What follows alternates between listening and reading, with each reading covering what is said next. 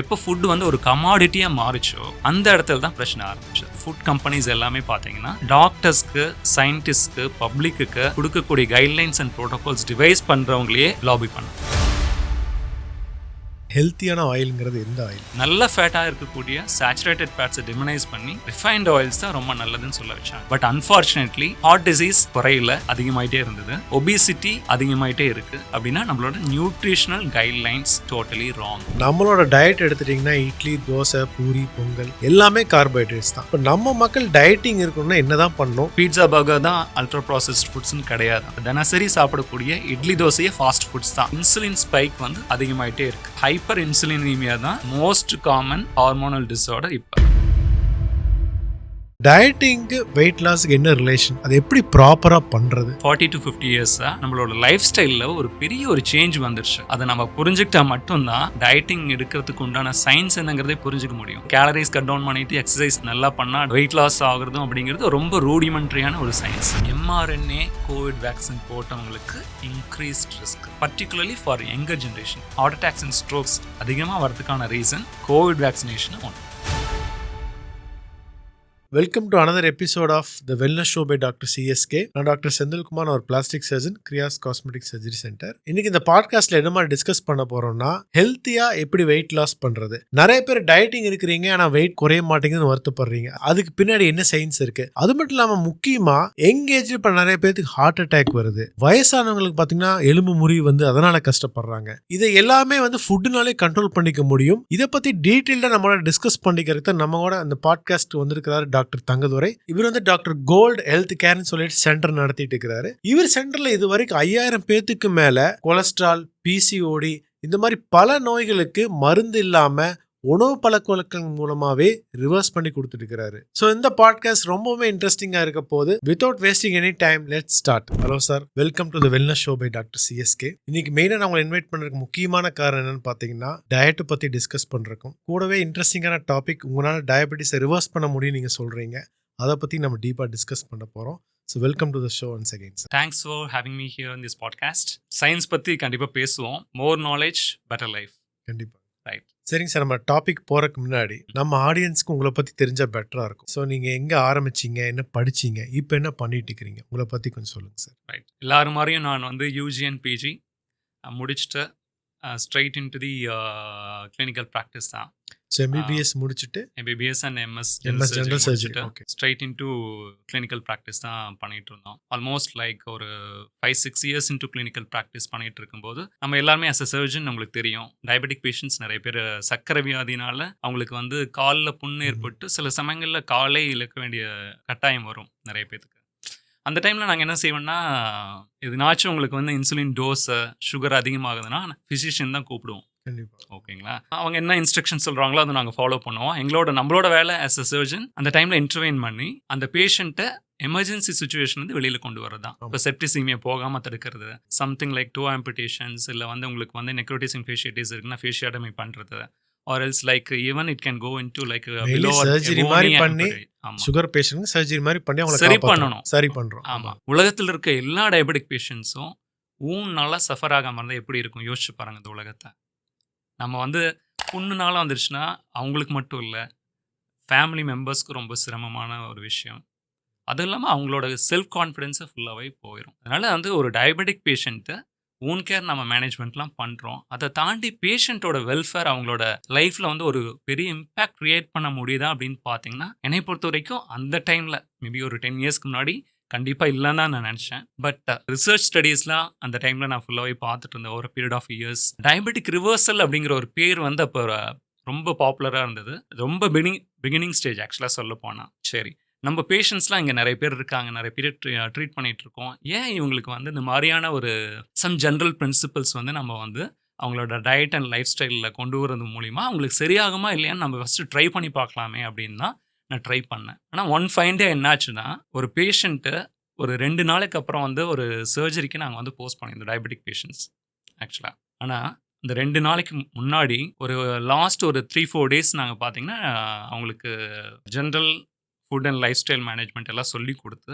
பார்க்கும்போது ஒரு 4 டேஸ் கழிச்சு அவங்களோட சுகர் லெவல்ஸ்லாம் நார்மல் ஆகிட்டு வந்தது. அவங்களுக்கு சர்ஜரி பண்ண வேண்டிய அவசியம் இல்லை. அந்த மாதிரி ஊன் வந்து ஹீல் ஆக ஆரம்பிச்சது. அப்பதான் நான் வந்து வாழ்க்கையில் ஃபர்ஸ்ட் டைம் பார்த்தேன், diabetes is a chronic unrelenting irreversible disease that worsens with time அப்படின்னு சொல்லி கொடுத்தது கண்டிப்பாக கிடையாது. இதை தாண்டி நம்ம தெரிஞ்சுக்க வேண்டியது நிறைய இருக்கு. புக்கில் படித்தது கரெக்டாக இல்லையான்னு நம்ம வந்து திரும்பி பார்க்கணும். புக்கில் படித்தது எல்லாமே கரெக்டுன்னு நினச்சி ப்ராக்டிஸ் பண்ணிட்டு இருந்தோம்னா நிறைய விஷயத்த நம்ம விட்டுருவோம். ஏன்னா சயின்ஸ் இஸ் ஆல்வேஸ் ஓப்பன். நம்ம வந்து அதை வந்து கேள்வி கேட்டுகிட்டே இருக்கணும். ஈவன் நம்ம படிக்கிறது, நம்ம அக்வயர் பண்ணுற நாலேஜ் எல்லாம் கேள்வி கேட்கும்போது தான் கொஞ்சம் கொஞ்சமாக மென்மேலும் வளர முடியும்.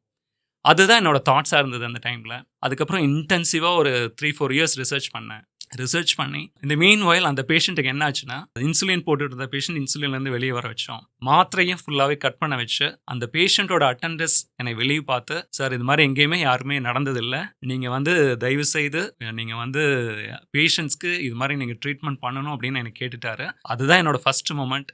சரி, நம்ம லைஃப்பில் ஏதோ ஒன்று ஒரு நல்ல விஷயம் நாங்கள் பண்ணணும் அப்படின்ட்டு அதை ஸ்டார்ட் பண்ணேன்.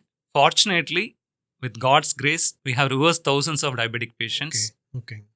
So that they are leading a disease-free and drug-free life. அதாவது வந்து சில பேஷண்ட்ஸ்க்கு ட்ரக் தேவைப்படலாம். ஆனால் பெரும்பாலும் ஒரு 80-90% ஆஃப் தி டயபெட்டிக் பேஷண்ட்ஸ்க்கு life style and nutritional intervention மூலமாக கம்ப்ளீட்டாக வெளியே வர வச்சு டயட் மூலமாகவே சுகர் ரிவர்ஸ் பண்ணிடலாங்கிறீங்க. ஆமாம். ஏன்னா இது எல்லாமே லைஃப் ஸ்டைல் டிசீசஸ் எல்லாமே. நம்ம வந்து இதை வந்து என்ன நினச்சிக்கிறோன்னா, ஒரு தாட்டி டயபெட்டிஸ் வந்தது என் உடம்புல தப்பு இருக்குன்னு நினச்சிக்கிறோம். நம்ம உடம்புல எந்த தப்பும் இல்லை. நம்மளோட லைஃப் ஸ்டைல் எப்படி லீட் பண்ணுறோம் அப்படிங்கிறது நம்மளுக்கு தெரியாமல் லீட் பண்ணிகிட்டு இருக்கோம். அதையே வந்து புரிய வச்சு அது கரெக்டான வழியில் வந்து லீட் பண்ணும்போது எந்த நோய்களுமே இல்லாமல் இருக்கிறதுக்கு ஒரு நல்ல ஒரு பாசிபிலிட்டி இருக்குது. அதே மாதிரி நான் டயபெட்டிஸில் தான் ஆரம்பித்தேன்.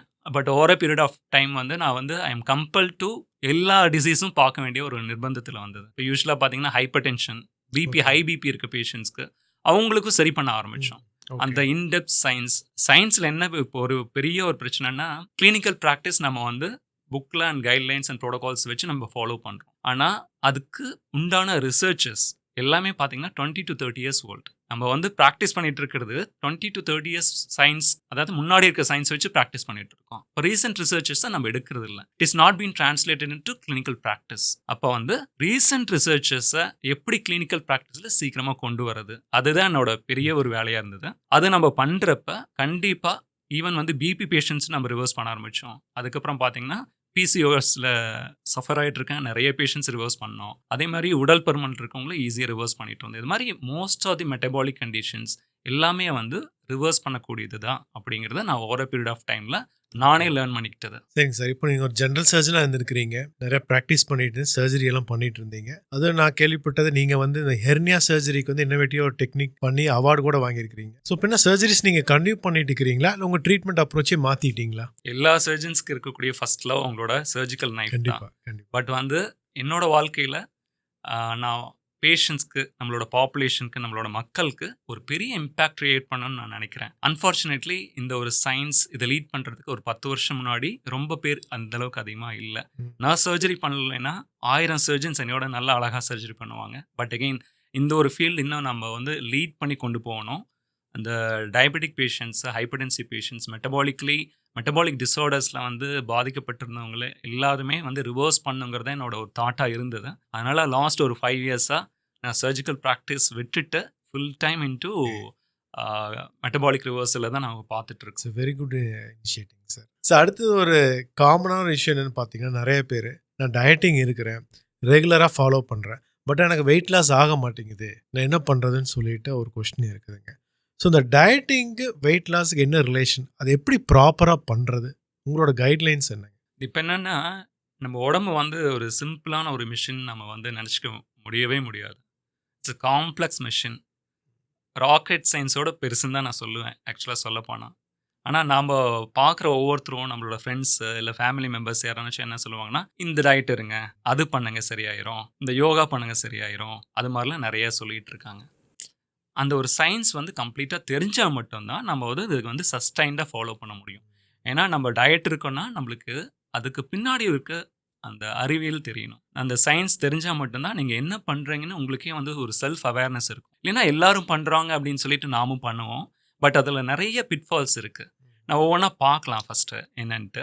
ப்ரீவியஸ் ஜென்ரேஷன்ஸ்க்கு முன்னாடி பார்த்தீங்கன்னா, ஃபோட்டோலாம் பார்த்துருக்கீங்களா? உங்களோட தாத்தா, பாட்டி அவங்களோட ஃபோட்டோலாம் பார்த்துருக்கீங்களா? அவங்கலாம் பார்த்தீங்கன்னா, ஒல்லியா இருந்திருக்காங்களா? இல்ல குண்டா இருந்திருக்காங்களா? மோஸ்ட்லி. ஒல்லியா தான் இருந்தது. குண்டா இருக்கவங்களே இப்போ பார்த்தீங்கன்னா, ஒரு 30 to 40 இயர்ஸ்க்கு முன்னாடி ஒரு கிளாஸ்ல எடுத்து பார்த்துட்டீங்கன்னா, குண்டா இருக்கவங்க ஒரு ஸ்கூல்லயே பார்த்தீங்கன்னா, ஒரு லெஸ் தென் ஒரு 5% கூட இருக்க மாட்டாங்க. கரெக்ட்டுங்களா? ஒருத்தர் 2 பேர் இருப்பாங்க. இப்ப எப்படி ஆயிருச்சுன்னா, ஒரு 30 to 40% குண்டா இருக்காங்க. ஒல்லியா இருந்தா வித்தியாசமா பார்க்க ஆரம்பிச்சுட்டோம். லாஸ்ட் ஒரு 40 to 50 இயர்ஸா நம்மளோட லைஃப் ஸ்டைல்ல ஒரு பெரிய ஒரு சேஞ்ச் வந்துருச்சு. அத நம்ம புரிஞ்சுக்கிட்டா மட்டும் தான் டயட்டிங்னா என்ன? டயட்டிங் எடுக்கிறதுக்கு உண்டான சயின்ஸ் என்னங்கிறதே புரிஞ்சுக்க முடியும். நம்ம சும்மா வந்து கேலரிஸ் கட் டவுன் பண்ணிட்டு எக்ஸர்சைஸ் நிறைய நல்லா பண்ணா வெயிட் லாஸ் ஆகுறதும் அப்படிங்கிறது ரொம்ப ரூடிமெண்ட்ரியான ஒரு சயின்ஸுங்க. இப்போ வந்து லாஸ்ட் ஒரு 40 to 50 இயர்ஸ்க்கு முன்னாடி என்ன நடந்தது? இந்த லேட் 1970s அண்ட் 80ஸ்ல என்ன நடந்தது அப்படின்னு பார்த்தீங்கன்னா, நம்மளோட நியூட்ரிஷனல் கைட்லைன்ஸில் என்ன பண்ணாங்கன்னா, ஃபேட்டை வந்து டிமினைஸ் பண்ண ஆரம்பிச்சாங்க ஃபுல்லாக. ஃபேட்டை வந்து யாரும் சாப்பிட வேண்டாம், ஹார்ட் ஹெல்த்துக்கு நல்லது இல்லைன்னு சொல்ல ஆரம்பிச்சாங்க. அப்போ நம்ம எதுக்கு சுவிட்ச் ஓவர் பண்ணோம் அப்படின்னு பார்த்தீங்கன்னா, ரிஃபைன் கார்போஹைட்ரேட்ஸ் அதிகமாக எடுக்க ஆரம்பித்தோம். ஓகேங்களா? அதே மாதிரி சேச்சுரேட்டட் ஃபேட்ஸ்ன்னு சொல்லக்கூடிய வெண்ணெய், நெய், அதுக்கப்புறம் பார்த்தீங்கன்னா கோகனட் ஆயில், அப்புறம் நம்ம வந்து பாரம்பரியமாக யூஸ் பண்ணிட்டு இருந்த அந்த ஆயில்ஸ் எல்லாமே விட்டுட்டு ரிஃபைன்ட் ஆயில்ஸ் நல்லதுன்ட்டு சொல்ல ஆரம்பிச்சாங்க. நாமளும் சயின்டிஃபிக்கா எல்லாரும் சொல்லிட்டு இருக்காங்க இது நல்லது அப்படின்னு நினைச்சு அதை பண்ண ஆரம்பிச்சோம். பட் அன்பார்ச்சுனேட்லி அதுக்கு ஆப்போசிட்டா தான் அது ரிசல்ட்ஸ் எல்லாமே இருந்தது. ஹார்ட் டிசீஸ் குறையில, அதிகமாயிட்டே இருந்தது. ஒபிசிட்டி அதிகமாயிட்டே இருக்கு. அப்படின்னா நம்மளோட நியூட்ரிஷனல் கைட்லைன்ஸ், அந்த ஃபுட் பிரமிட் அப்படிங்கிறது டோட்டலி ராங். இது வந்து நம்ம வந்து நிதர்சனமான உண்மை. அதை ஒத்துக்கிட்டு தான் ஆகணும். அதை ஒத்துக்காம அதை மாத்தாம இருந்தோம்னா இந்த ஒரு பிரச்சனை கண்டினியூ ஆகிட்டே தான் இருக்கும். இப்போ பார்த்தீங்கன்னா அதே தான். இப்போ இந்த ஆயில் வந்து ஒரு டைமில் வந்து ரிஃபைன்ட் ஆயில் நல்லதுனாங்க, இப்போ மறுபடியும் கீ எடுத்துக்கலாம் நல்லதுங்கிறாங்க. ஸோ கார்டியாலஜிஸ்ட்டே ஒவ்வொருத்தரும் ஒவ்வொரு மாதிரி சொல்லிட்டு இருக்கிறாங்க. ஸோ உங்களோட அட்வைஸில் like refined sugars is bad, அது எல்லாத்துக்கும் தெரியும். எந்த மாதிரி ஆயில் வந்து எடுத்துக்கலாம்? ஹெல்த்தியான ஆயிலுங்கிறது எந்த ஆயில்? இதே நம்ம தெரிஞ்சுக்கணும்னா ஹிஸ்டரிக்கு போகணும். ஓகேங்களா? இந்த ஏர்லி 1900ஸ்ல என்னாச்சுன்னா, கிறிஸ்கோ அப்படிங்கிறது ஒன்றும் இல்லைங்க, ஹைட்ரஜனேட்டட் ஃபேட்ஸ் கொண்டு வந்தாங்க. உங்களுக்கு வந்து seed oils, cotton seed oil அதை எல்லாமே பார்த்தீங்கன்னா ஹைட்ரஜனேட் பண்ணி கிறிஸ்டல் கிளியராக இருந்தால் நம்ம மக்களுக்கு என்ன ரொம்ப சுத்தமாக இருந்தால் ரொம்ப நல்லதுன்னு நினச்சிக்கிறோம் இல்லையா? அந்த ஒரு டாக்டிக்ஸை கொண்டு வந்தாங்க. அதே மாதிரி உங்களுக்கு பார்த்தீங்கன்னா ஃபுட்டாக இருக்கிற வரைக்கும் நம்மளுக்கு எந்த பிரச்சனையும் இல்லை. எப்போ நம்மளோட சொசைட்டிக்குள்ள கிரீட் வந்ததோ, எப்போ ஃபுட் வந்து ஒரு கமாடிட்டியாக மாறிச்சோ, அந்த இடத்துல தான் பிரச்சனை ஆரம்பிச்சது. இப்போ லாபம் அதிகமாக வரணும்னு சொல்லிட்டு ஈவன் ஃபுட் கம்பெனிஸ் எல்லாமே பார்த்தீங்கன்னா, நம்மளுக்கு டாக்டர்ஸ்க்கு, சயின்டிஸ்ட்க்கு, பப்ளிக்கு கொடுக்கக்கூடிய கைட்லைன்ஸ் அண்ட் ப்ரோட்டோகால்ஸ் டிவைஸ் பண்ணுறவங்களையே லாபி பண்ணாங்க. ஓகே. அப்போ இந்த ஆயில் சேச்சுரேட்டட் ஃபேட்ஸ் எல்லாம் கெட்டதுன்னு சொன்னது அந்த லாபிங்னால நடந்தது. ஸோ ஃபேட் எல்லாம் வில்லனாக்கி சுகரை உள்ளே கொண்டு வந்தாங்க. அது மட்டும் இல்லாமல் நல்ல ஃபேட்டாக இருக்கக்கூடிய சேச்சுரேட்டட் ஃபேட்ஸை டிமினைஸ் பண்ணி இப்போ ரொம்ப ஒரு பிரச்சனையாக இருக்கக்கூடிய ரிஃபைன்ட் ஆயில்ஸ் தான் ரொம்ப நல்லதுன்னு சொல்ல வச்சாங்க. அதெல்லாம் நாமளும் நம்பிட்டோம் ஆக்சுவலாக. ஓகே அப்படின்ட்டு கைட்லைன்ஸ் அண்ட் ப்ரோட்டோகால்ஸில் இருக்கிறதுலாம் நாமளும் அதை வந்து நம்மளோட பேஷண்ட்ஸ்க்கு நம்ம வந்து தாரக மந்திரமாக அதுவும் நம்ம சொல்லிட்டு இருக்கோம். இப்போ வந்து கார்டியாலஜிஸ்ட் கிட்ட போனீங்கன்னா என்ன சொல்லுவாங்க? Low fat diet, low salt diet அப்படிம்பாங்க. இப்போ சால்ட் எடுத்துக்க கூடாதுன்னா, சால்ட் ரொம்ப ரொம்ப எசென்ஷியல் ஆக்சுவலாக சொல்லப்போனால். சால்ட் குறைவாக வந்து எடுக்கவே கூடாது. அதை எடுக்கிறதுனால நிறைய ஒரு பிரச்சனைகள் வந்துட்டு இருக்கு. ரீசெண்ட் சயின்டிஃபிக் ரிசர்ச் ஆர்டிகல்ஸ்லாம் அதான் சொல்லிட்டு இருக்கு. சரி. இப்போ வந்து பிரச்சனையே மேலே இருக்கு. ஸோ அப்போ என்னன்னா, அந்த நீங்கள் சொன்ன மாதிரி 70 to 80s அந்த கைட்லைன்ஸ்லேயே நிறைய கன்ஃபியூஷன் ஆயிடுச்சு. மிஸ்கைடடுங்கிறீங்க.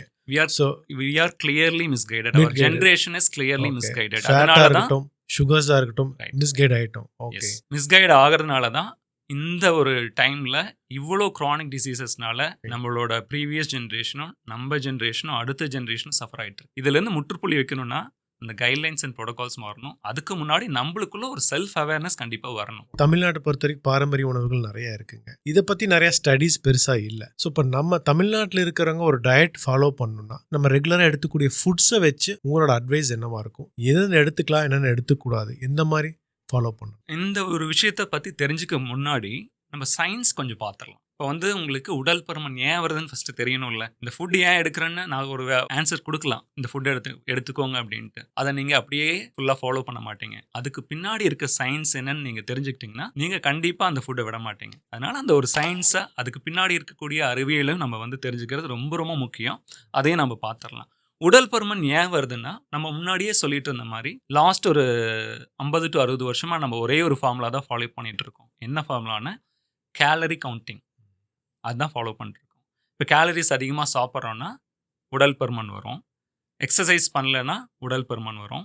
அதே மாதிரி கேலரி கட் டவுன் பண்ணிட்டு எக்ஸசைஸ் நல்லா பண்ணோம்னா உங்களுக்கு வந்து வெயிட் லாஸ் ஆகும் அப்படின்ட்டு. இது கரெக்டாக தப்பான்னு பார்த்தீங்கன்னா என்னை பொறுத்த வரைக்கும் இட்ஸ் அன் இம்பர்ஃபெக்ட் ஆன்சர் தான் நான் சொல்லுவேன். ஏன்னா நம்ம வந்து கேலரி மாடல் வந்து லாஸ்ட் ஒரு 5 to 6 டெக்கேட்ஸாக இது ஃபாலோ பண்ணிட்டு இருக்காங்க. ஆனால் ரிசல்ட் பார்த்தீங்கன்னா again and we failed again and again and again. ஏன்னா அதாவது நான் என்ன கிளியராக அவங்க புரிகிற மாதிரி சொல்கிறேன். நீங்கள் கேலரி மாடல்னு சொல்கிறது வந்து இப்போ நான் 4 தோசை சாப்பிட்ருந்தேன் 2 தோசை மட்டும்தான் சாப்பிட்றேன். ஆமாம். அது ஸோ அப்படி குறைக்கிறங்காட்டி ரிசல்ட் வராதுங்கிறீங்க. வராது. ஓகே. வந்தாலும் சஸ்டைன்டாக இருக்காது. ஓகே. ஒரு 3 to 6 months ஃபாலோ பண்ணுவாங்க. அதுக்கு மேலே அவங்களால சஸ்டைன்டாக இருக்க முடியாது. அது ஏன் சஸ்டைன்டாக இருக்க முடியாங்கிறதுக்கு ஒரு சுவையான ஒரு கருத்து இருக்குது. அது நானும் உங்களுக்கு சொல்கிறேன். இப்போ வந்து உங்களோட ஃப்ரெண்ட் வந்து உங்களை கூப்பிட்றாரு அவர் வீட்டுக்கு. ஒரு பெரிய ஒரு பில்லியனர்னு வச்சுக்கோங்க அந்த ஃப்ரெண்டு. கூப்பிட்றாரு, வேர்ல்ட்ஸ் ஃபைனஸ்ட் செஃப் வச்சு சமைக்கிறாரு. அன்னைக்கு ஈவினிங் வந்து உங்களுக்கு பார்ட்டி. இன்னைக்கு காலையிலையும் மதியானம் சாப்பிடுவீங்களா சாப்பிட மாட்டீங்களா? சாப்பிடாம தான் போவீங்க. கரெக்டுங்களா? இப்போ ஜிம் எக்ஸசைஸ் பண்ணுறாளான்னு என்ன பண்ணுவாங்க? எக்ஸசைஸ் அதிகமாக பண்ணிட்டு போவாங்க. அப்போ அது it's a recipe for hunger. புரியுதுங்களா? அதுதான் நம்ம வந்து கேலரி கவுண்டிங்கில் பண்ணிகிட்டு இருக்கோம். It's a recipe to increase your hunger.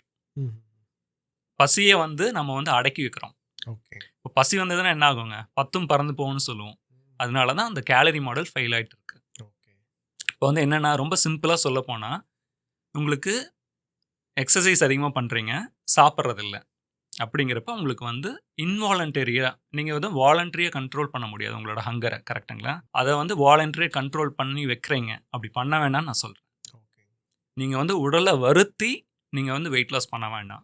உணவுகளை நல்லா முறையாக சுவைச்சு ஆரோக்கியமாக நல்ல முறையாக வந்து உணவை எடுத்துட்டு வெயிட் லாஸ் பண்ணலாம் அப்படிங்கிறது என்னோட கருத்து. இப்போ சயின்டிஸ்ட் எல்லாமே அக்செப்ட் பண்ணக்கூடிய ஒரு விஷயம் என்னன்னு பார்த்தீங்கன்னா கேலரி மாடலை விட ஹார்மோனல் தியரி ஆஃப் ஒபிசிட்டி அப்படின்னு நம்ம சொல்லுவோம். ஹார்மோனல் தியரி ஆஃப் ஒபிசிட்டி அப்படின்னா என்னென்னா இப்போ காலையிலேருந்து நைட் வரைக்கும் நம்ம என்னென்ன யூஸ்வலாக சாப்பிட்றோம். காலையில் எழுந்திரிக்கிறோம், ஒரு பெட் காஃபி குடிக்கிறோம். 4 மணிக்கு 5 மணிக்கெலாம் இப்போ டீ கடை ஓப்பன் ஆரம்பிச்சிருச்சு. பார்த்துருப்பீங்கன்னு நினைக்கிறேன். நம்ம மக்கள் வந்து அந்த டைம்லேயே போயிட்டு ஒரு 2 பிஸ்கெட்டை இல்லை வடையெல்லாம் கூட சாப்பிட ஆரம்பிச்சிட்டாங்க. அதுக்கப்புறம் என்ன செய்கிறேன்னா ஒரு 8 மணிக்கு ஒரு 4-5 இட்லி இல்லைன்னா தோசை சாப்பிட்றோம். கரெக்டுங்களா? அதுக்கப்புறம் ஒரு 10 மணி 11 மணிக்கு ஒரு நடுவில் ஒரு டீ. அந்த டீயில் வந்து நல்லா சுகர் தூக்கலாக போட்டு ஒரு டீ குடிக்கிறோம். மத்தியானம் ஒரு 1:30 மணி 2 மணிக்கு சாப்பாடு சாப்பிட்றோம். ஒரு 4 மணிக்கு எகைன் ஒரு டீ அண்ட் வடை. ஒரு 6 மணிக்கு வீட்டுக்கு வரோம். பசங்களுக்கு இல்லைன்னா வந்து ஒரு ஸ்நாக்ஸ்லாம் வாங்கிட்டு வரோம். அவங்களுக்கு கொடுத்துட்டு நாமளும் சாப்பிட்றோம். ஒரு 8 மணி 9 மணிக்கு சாப்பிட்டு முடிக்கிறோம். ஆனால் என் ஃப்ரிட்ஜ் வந்து அதில் இன்னொரு பிரச்சனை இருக்குது. ஸ்நாக்ஸ் எல்லாம் அதில் போய் வாங்கி வச்சிடறோம். நைட்டு வந்து எல்லாரும் படுத்தோன்னா பசிக்கிற மாதிரி இருக்கே அப்படின்னு போயிட்டு ஒரு 12 மணிக்கு சாப்பிட்டுட்டு தூங்குறோம். இதில் என்ன நடக்குதுன்னு தெரியுங்களா உங்களுக்கு? நான் முன்னாடி சொல்லிட்டு இருந்த மாதிரி இன்சுலின் நீங்கள் எப்பப்பெல்லாம் சாப்பிட்றீங்களோ அப்பப்பெல்லாம் செக்ரேட் ஆகும். இன்சுலின் வந்து ஒரு வேலையை வந்து உங்கள் உடம்புக்கு சொல்லிகிட்டே இருக்கும். எனர்ஜி ஸ்டோர் பண்ணி வை அப்படின்னு சொல்லும். ஆனால் நீங்கள் காலையிலேருந்து நைட்டு வரைக்கும் என்ன சொல்லிட்டு இருக்கீங்கன்னா உங்கள் உடம்புக்கு எனர்ஜி ஸ்டோர் பண்ணி வை, ஸ்டோரேஜ் மோட்லேயே இரு, உடம்பை இன்னும் கொஞ்சம் பெருசாக்கணும் அப்படின்னே சொல்லிட்டு இருக்கீங்க. எனர்ஜி ஸ்டோரேஜ்னா ஃபேட் ஸ்டோராக போகுது. Fat mostly ஃபேட்டாக. இன்சுலின் அப்படிங்கிறது ஒன்றும் இல்லைங்க. உங்களோட ஃபேட் செல்ஸில் வந்து ஒரு என்சைம் இருக்கும். ஓகேங்களா? லைப்போப்ரோட்டீன் லைப்பேஸ்னு ஒன்று இருக்கும். அப்போ நம்ம சாப்பிட்ற உணவுகள் ஃபேட்ஸாக இருக்கிறது அப்படியே எடுத்துக்கும். எக்ஸஸ் கார்போஹைட்ரேட்ஸ் ஃபேட்ஸாக கன்வெர்ட் பண்ணி அதை வந்து கொழுப்பு செல்கள் வந்து சேகரித்து வைக்கும். குளுக்கோஸும் கொஞ்சம் எடுத்துக்கும். அப்போ வந்து நீங்கள் உங்கள் ஃபேட் செல்ஸ்க்கு என்ன சொல்லிட்டு இருக்கீங்கன்னா இன்னும் பெருசாகுனே காலையிலேருந்து நைட் வரைக்கும் சொல்லிட்டு இருக்கீங்க. அதாவது நம்ம சாப்பிட்றது ஃபேட்டாக இல்லைனாலும் நம்ம மாவு இட்லி தோசை தான் சாப்பிட்றோம், மாவு சத்து தான் சாப்பிட்றோம்.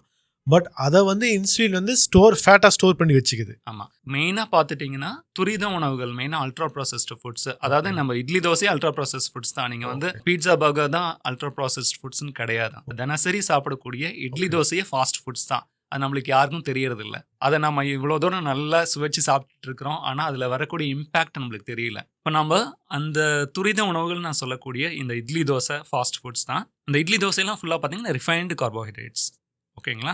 அதாவது அதில் இருக்கக்கூடிய உமியை ஃபுல்லாக நீக்கிட்டு வெள்ளை அரிசியாக சாப்பிட்றோம், அல்லது வெள்ளை அரிசியை நல்லா அரைச்சி சாப்பிட்றோம். அப்படி அரைச்சி சாப்பிட்றப்ப நம்ம உடம்புல வந்து உடனே வந்து குளுக்கோஸ் ஸ்பைக் இருக்கும். நம்ம சாப்பிட்டு முடிச்சு அந்த குளுக்கோஸ் ஸ்பைக்கு குறைக்கிறதுக்காக இன்சுலின் ஸ்பைக் அதிகமாக இருக்கும். இன்சுலின் வந்து நார்மலாக செக்ரீட் ஆகிறப்ப அந்த ஒரு பிரச்சனை கிடையாது. இன்சுலின் ஸ்பைக் அடிக்கிறப்ப என்ன ஆகும்னா இன்க்ரீஸ்ட் எனர்ஜி ஸ்டோரேஜ் நடக்கும். அதே மாதிரி ரிஃபைன்ட் கார்போஹைட்ரேட்ஸ் வந்து உங்களுக்கு லிவரில் வந்து டினோவோ லைப்போஜெனிசிஸ் அப்படிங்கிற ஒரு ப்ராசஸில் வந்து கார்போஹைட்ரேட்ஸ் டு ஃபேட்ஸ் கன்வெர்ட் ஆகும். அப்போ இதுதான் கார்போஹைட்ரேட்ஸ்லேருந்து ஃபேட்ஸாக கன்வெர்ட் ஆகிற ஒரு விஷயம் அது. அப்போ நீங்கள் சொன்ன மாதிரி அந்த ரிஃபைன்ட் சுகர்ஸ் அதிகமாக எடுத்துக்கும் போது ஸ்பைக் இம்யூனிட்டாக வருது, கூட இன்சுலின் வந்து அதை ஃபேட்டாக ஸ்டோர் பண்ணிக்குது. அப்போ மறுபடியும் பசி எடுக்கும். ஸோ அந்த சைக்கிள் போயிட்டே இருக்கும். ஆமாம், என்னோட பேஷண்ட்ஸ் நிறைய பேர் வருவாங்க. என்னால் வந்து ஒரு 2-3 டீ குடிக்காமல் இருக்க முடியாது, நடுவில் ஒரு 2-3 ஸ்நாக்ஸ்னாச்சும் எடுத்துக்கணும், இல்லைன்னா எனக்கு கை கால்லாம் நடுங்கும் அப்படின்னு சொல்லுவாங்க. காமனாக சுகர் பேஷண்ட்ஸ் பயப்படுறது அதுதான். இப்போ நான் வந்து இதை கட் பண்ணிட்டேன், சுகர் டயட் எடுத்துக்கலன்னா கை நடுக்கம் வந்துடும், சுகர் லோ ஆயிரு அப்படின்னு பயப்படுவாங்க. ஈவன் வந்து உங்களுக்கு வந்து ஒரு சப்கான்சியஸாக நம்மளுக்கு ஒரு கம்பல்ஷன் இருக்குது. நம்ம வந்து சாப்பிட்டு முடிச்சு, பிரேக்ஃபாஸ்ட் முடிச்சு ஒரு ஸ்நாக்கு, லஞ்ச் முடிச்சு ஒரு ஸ்நாக்லாம் எடுக்கிறதுக்கான ஒரு ரீசன் பார்த்தீங்கன்னா, நம்ம உடம்புல வந்து இன்சுலின் ஸ்பைக் இருக்கும். இன்சுலின் ஸ்பைக்கில் இருக்கிறதுனால என்ன ஆகும்னா, நம்ம குளுக்கோஸ் லெவல்ஸ் பார்த்தீங்கன்னா முன்னாடி அதிகமாக கொஞ்சம் போயிட்டு இருக்கிறப்ப குளுக்கோஸ் கிராஷ் ஆகும்போது உங்களுக்கு ஸ்ட்ரெஸ் ஹார்மோன்ஸ்லாம் நம்ம உடம்புல செக்ரேட் ஆகும். இந்த ஸ்ட்ரெஸ் ஹார்மோன்ஸ் தான் நம்மளுக்கு ஒரு ஜிட்ரினஸ் ப்ரொடியூஸ் பண்ணுது, உங்களை எதனாச்சும் சாப்பிட தூண்டுது. திரும்பியும் அதை நம்ம சரி கட்டுறதுக்கு வேற எதனாச்சும் சாப்பிட்றோம். அப்போ தான் ஓகே இப்போ பரவாயில்ல, நல்லா இருக்குது அப்படின்னு ஒரு ஃபீல் குட் மொமெண்ட் வருது. அதுக்கப்புறம் ஒரு 2 மணி நேரம் கழிச்சு திரும்பி சாப்பிட ஆரம்பிச்சிடும். அது மாதிரி காலையிலேருந்து நைட்டு வரைக்கும் பார்த்தீங்கன்னா இன்சுலின் வந்து ஸ்பைக்லேயே இருக்கு, குறையிறதே இல்லை. 40 வருஷம் 50 வருஷத்துக்கு முன்னாடி எப்படி இருந்தது, காலையில் மோஸ்ட்லி பார்த்தீங்கன்னா ஒரு 9-10 மணிக்கு எதனாச்சும் சாப்பிடுவாங்க, அப்புறம் மத்தியானம் ஒரு 2 மணி 3 மணிக்கு சாப்பிடுவாங்க, ஈவினிங் ஒரு 7 மணி. 3 ஸ்பைக் தான் மேக்ஸிமம் இருக்கும். 3 ஸ்பைக் தான் மேக்ஸிமம் இருக்கும். இப்போ எப்படி இருக்குது, காலையில் பெட் காஃபிலேருந்து ஆரம்பித்து ஒரு 7-8 ஸ்பைக் இருக்குது. அப்போ அந்த ஸ்பைக் இன்சுலின் ஸ்பைக் வந்து அதிகமாகிட்டே இருக்குது. ஓகேங்களா, அது நம்ம என்ன சொல்கிறோம்னா ஹைப்பர் இன்சுலினீமியான்னு சொல்கிறோம். அந்த ஹைப்பர் இன்சுலினீமியா தான் மோஸ்ட் காமன் ஹார்மோனல் டிஸார்டர். இப்போ நம்ம தைராய்டு தான் நினச்சிட்டு இருக்கோம், கிடையாது. ஏன்னா எல்லாரும் இப்போ ஹைப்பர் இன்சுலினீமியானால சஃபர் ஆகிட்டு இருக்கோம் தெரியாமல். எத்தனை டாக்டர்ஸ் வந்து இன்சுலின் லெவல் செக் பண்ணுறாங்க, ஃபாஸ்டிங் இன்சுலின் லெவல். அதுதான் நம்பர் 1 நம்ம ப்ரையாரிட்டைஸ் பண்ண வேண்டிய ஒரு பிளட் பயோமார்க்கர் நான் சொல்லுவேன். ஆனால் நம்ம அது பார்க்குறதே இல்லை. அவங்க மேலே தப்பு இல்லை, ஏன்னா we are not taught to ஆமாம், we are not taught to look at those parameters. So எனக்கு இன்னொரு டவுட் என்னன்னா, இப்போ இந்த இன்சுலின் லெவல் அதிகமாக இருக்குது, இன்சுலின் ஒரு அனபாலிக் ஹார்மோன், இதனால வேற ஹார்மோனல்ஸ் ப்ராப்ளம்ஸ் வரலாமா? இது இந்த தைராய்டு ப்ராப்ளம் இல்லை லேடிஸ்க்கு ஒரு PCOS ப்ராப்ளம், இந்த ஹைப்பர் இன்சுலினுக்கு அதுக்கு எதாவது ரிலேட்டடுங்களா? இப்போ ஹைப்பர் இன்சுலினீமியா அப்படிங்கிறது தான் most common underlying disorder for most of the metabolic conditions. நம்ம PCOSஆ இருக்கட்டும், ஹார்ட் டிசீஸாக இருக்கட்டும், ஹைப்பர் டென்ஷனாக இருக்கட்டும், டயபிட்டிஸாக இருக்கட்டும், கவுட்டாக இருக்கட்டும், ஒபிசிட்டியாக இருக்கட்டும், இதுக்கு underlying common denominator high insulin levels. இப்போ ஹை இன்சுலின் லெவல்ஸை நீங்கள் ட்ராப் பண்ண ஆரம்பிச்சிங்கன்னா எல்லா டிசீஸும் காணாமல் போயிடும். சிம்பிளாக நீங்கள் சொல்கிறபடி பார்த்தா எல்லாத்துக்காரும் இட்லி தோசை தாங்கிறீங்க. இட்லி தோசை தான் மட்டும் இல்லை, அது இல்லாமல் நிறைய விஷயம் நம்ம சுகர்ஸ் அதிகமாக எடுக்க ஆரம்பிச்சிட்டோம். அதே மாதிரி ரிஃபைன்ட் ஆயில்ஸ் அதிகமாக எடுக்க ஆரம்பிச்சிட்டோம். இது எல்லாமே ஒரு சினர்ஜியாக உங்களுக்கு பார்த்தீங்கன்னா உங்களுக்கு வந்து அல்ட்ரா ப்ராசஸ்டு ஃபுட்டுன்னு சொல்லுவோம். அல்ட்ரா ப்ராசஸ்ட் ஃபுட்னா ஒன்றும் இல்லைங்க, ட்ரைஃபெக்டான்னு சொல்லுவோம். என்னென்னா ரிஃபைன்டு கார்போஹைட்ரேட்ஸ், நம்ம சொல்கிற மாதிரி தோசை, இட்லி, வெள்ளை அரிசி. ரிஃபைன்டு ஆயில்ஸ்னால் நம்ம வந்து இப்போ எல்லாமே ரொம்ப கிறிஸ்டல் கிளியராக இருக்கக்கூடிய ஆயில்ஸ் எல்லாமே யூஸ் பண்ணிகிட்ருக்கோம். அதுக்கப்புறம் பார்த்தீங்கன்னா எக்ஸஸ் சுகர்ஸ். இப்போ வந்து சுகர்ஸ் வந்து யூஸ்வலாக எவ்வளோ எடுத்துக்கணும் அப்படின்னு பார்த்தீங்கன்னா, குழந்தைங்கன்னா 3 டீஸ்பூன்ஸ் வரைக்கும் எடுத்துக்கலாம். ஃபீமேல்ஸ்னு பார்த்தீங்கன்னா ஒரு 6 டீஸ்பூன்ஸ் வரைக்கும் எடுத்துக்கலாம். மென் பார்த்தீங்கன்னா ஒரு 9 டீஸ்பூன்ஸ் வரைக்கும் எடுத்துக்கலாம். ஆனால் ஆவரேஜ் அடல்ட்ஸ் ஒரு 6 to 9 டீஸ்பூன் ஆஃப் சுகர் எடுத்துக்கலாம். ஆனால் நம்ம இப்போ எவ்வளோ எடுத்துக்கிறோன்னா around 20 to 25 teaspoon of sugar எடுத்துக்கிறோம். Itself is toxic. இப்போ அந்த டாக்ஸிசிட்டி, சுகர் டாக்ஸிசிட்டி வந்துட்டு இருக்கு. நம்ம கொழுப்பை பார்த்தா பயந்துக்கிறோம் இல்லையா, கொழுப்புனா பயந்துக்கிறோம். மஞ்சள் கரு இருக்குன்னா அதை சாப்பிடவே பயந்துக்கிறோம். கறி இருக்கா என்னாச்சும் ஆயிருமோன்னு பயந்துக்கிறோம். ஆனால் நம்ம சுகர் இருக்குன்னா அந்த ஒரு பயம் வரதே இல்லை. ஆக்சுவலாக பார்த்தீங்கன்னா சுகரை பார்த்தா தான் பயம் வரணும், கொழுப்பு பார்த்தோம்னா நல்லது அப்படின்னு சொல்லி அதை சாப்பிட்ணும். நம்ம இது எக்ஸாக்ட் ஆப்போசிட்டாக மாறிடுச்சு. இப்போ நம்ம பார்த்த வரைக்கும் என்னென்னா இந்த கார்போஹைட்ரேட்ஸ், அதாவது மாவுச்சத்து தான் பெரிய ப்ராப்ளம்ங்கிறீங்க. பட் நம்மளோட டயட் எடுத்துட்டிங்கன்னா இட்லி, தோசை, பூரி, பொங்கல் எல்லாமே கார்போஹைட்ரேட்ஸ் தான். இப்போ நம்ம மக்கள் டயட்டிங் இருக்கணும்னா என்ன தான் பண்ணணும், இன்னும் அவங்க எப்படி அவங்க வெயிட் லாஸ் பண்ணுறது? ஒரு நல்ல கேள்வி, பர்டிகுலர்லி ஃபார் சவுத் இண்டியன்ஸ். மெயினாக வந்து இந்த டயட்டிங் பிரின்சிபல் வந்து நம்ம ஃபஸ்ட்டு தெரிஞ்சுக்கணும். யூஸ்வலாக பார்த்தீங்கன்னா நம்ம கார்போஹைட்ரேட்ஸ் நம்ம முன்னோர்கள் எடுத்துக்கிட்டாலும் அவங்க வந்து மோஸ்ட் ஆஃப் தி டைம் பார்த்தீங்கன்னா நம்ம ஃபேட் பர்னிங் மோடில் தான் இருப்போம். அதாவது நம்மளோட கொழுப்பு செல்கள்லேருந்து வரக்கூடிய அந்த கொழுப்புகளை தான் நம்ம யூஸ்வலாக பர்ன் பண்ணிட்டு இருப்போம். நீங்கள் இப்போ நைட் தூங்கிடுறீங்க, மார்னிங் வரைக்கும் பார்த்தீங்கன்னா மோஸ்ட்லி பார்த்தீங்கன்னா ஃபேட் பர்னிங் தான் ப்ரிடாமினெண்ட்டாக இருக்கும் உங்களுக்கு. நீங்கள் உங்களுக்கு குளுக்கோஸ் லெவல்ஸ் நம்ம இப்போ சாப்பிட்டோம்னா யூஸ்வலாக பார்த்தீங்கன்னா நம்ம லிவரில் போய் கிளைக்கோஜனாக போய் ஸ்டோர் ஆகும். அதே மாதிரி மசில்ஸில் போய் கிளைக்கோஜனாக போய் ஸ்டோர் ஆகும். எக்ஸஸாக இருக்க எனர்ஜி பார்த்தீங்கன்னா ஃபேட்டில் போய் ஸ்டோர் ஆகும். இப்போ யூஸ்வலாக பார்த்துட்டிங்கன்னா நம்ம என்ன நடக்கும்னா நம்ம பிரெயின் வந்து ப்ரிடாமினெண்ட்டாக குளுக்கோஸ் யூஸ்வலாக எடுத்துக்கும். அதே மாதிரி நம்மளோட ரத்த செல்கள் மெயினாக ஆர்பிசிஸ் பார்த்தீங்கன்னா அது பார்ட் ஆஃப் தி கிட்னியும் பார்த்தீங்கன்னா குளுக்கோஸை ப்ரிடாமினெண்ட் சோர்ஸ் ஆஃப் எனர்ஜியை எடுத்துக்கும். இப்போ அதுக்கு மட்டும் குளுக்கோஸை கொடுத்துட்டு உடம்பு ஃபுல்லாகவே பார்த்தீங்கன்னா ஃபேட்டில் ரன் ஆகும் மோஸ்ட்லி. இது வந்து ரெஸ்டிங் ஸ்டேட்டில் சாப்பிடாத இருக்கிறப்ப. இப்போ நைட்லாம் தூங்குறீங்கன்னா இப்படி தான் நடக்கும். அடுத்த வேளை சாப்பிட்ற வரைக்கும் இப்படி தான் நடக்கும். சாப்பிட்டு முடிச்சோன்னு என்ன ஆகும்னா இன்சுலின் ஸ்பைக் இருக்கும். இன்சுலின் அதிகரிக்கும் போது என்ன செய்யணும்னா இன்சுலின் வந்து உங்கள் ஃபேட் செல்ஸ்க்கு ஒரு சிக்னல் கொடுக்கும். இப்போ குளுக்கோஸ் நாங்கள் எடுத்துட்டு இருக்கோம், உங்களோட எனர்ஜி எனக்கு வேண்டியதில்லை, can stop releasing your energy அப்படின்ட்டு ஃபேட் செல்ஸ்க்கு ஒரு கட்டளை இடும்.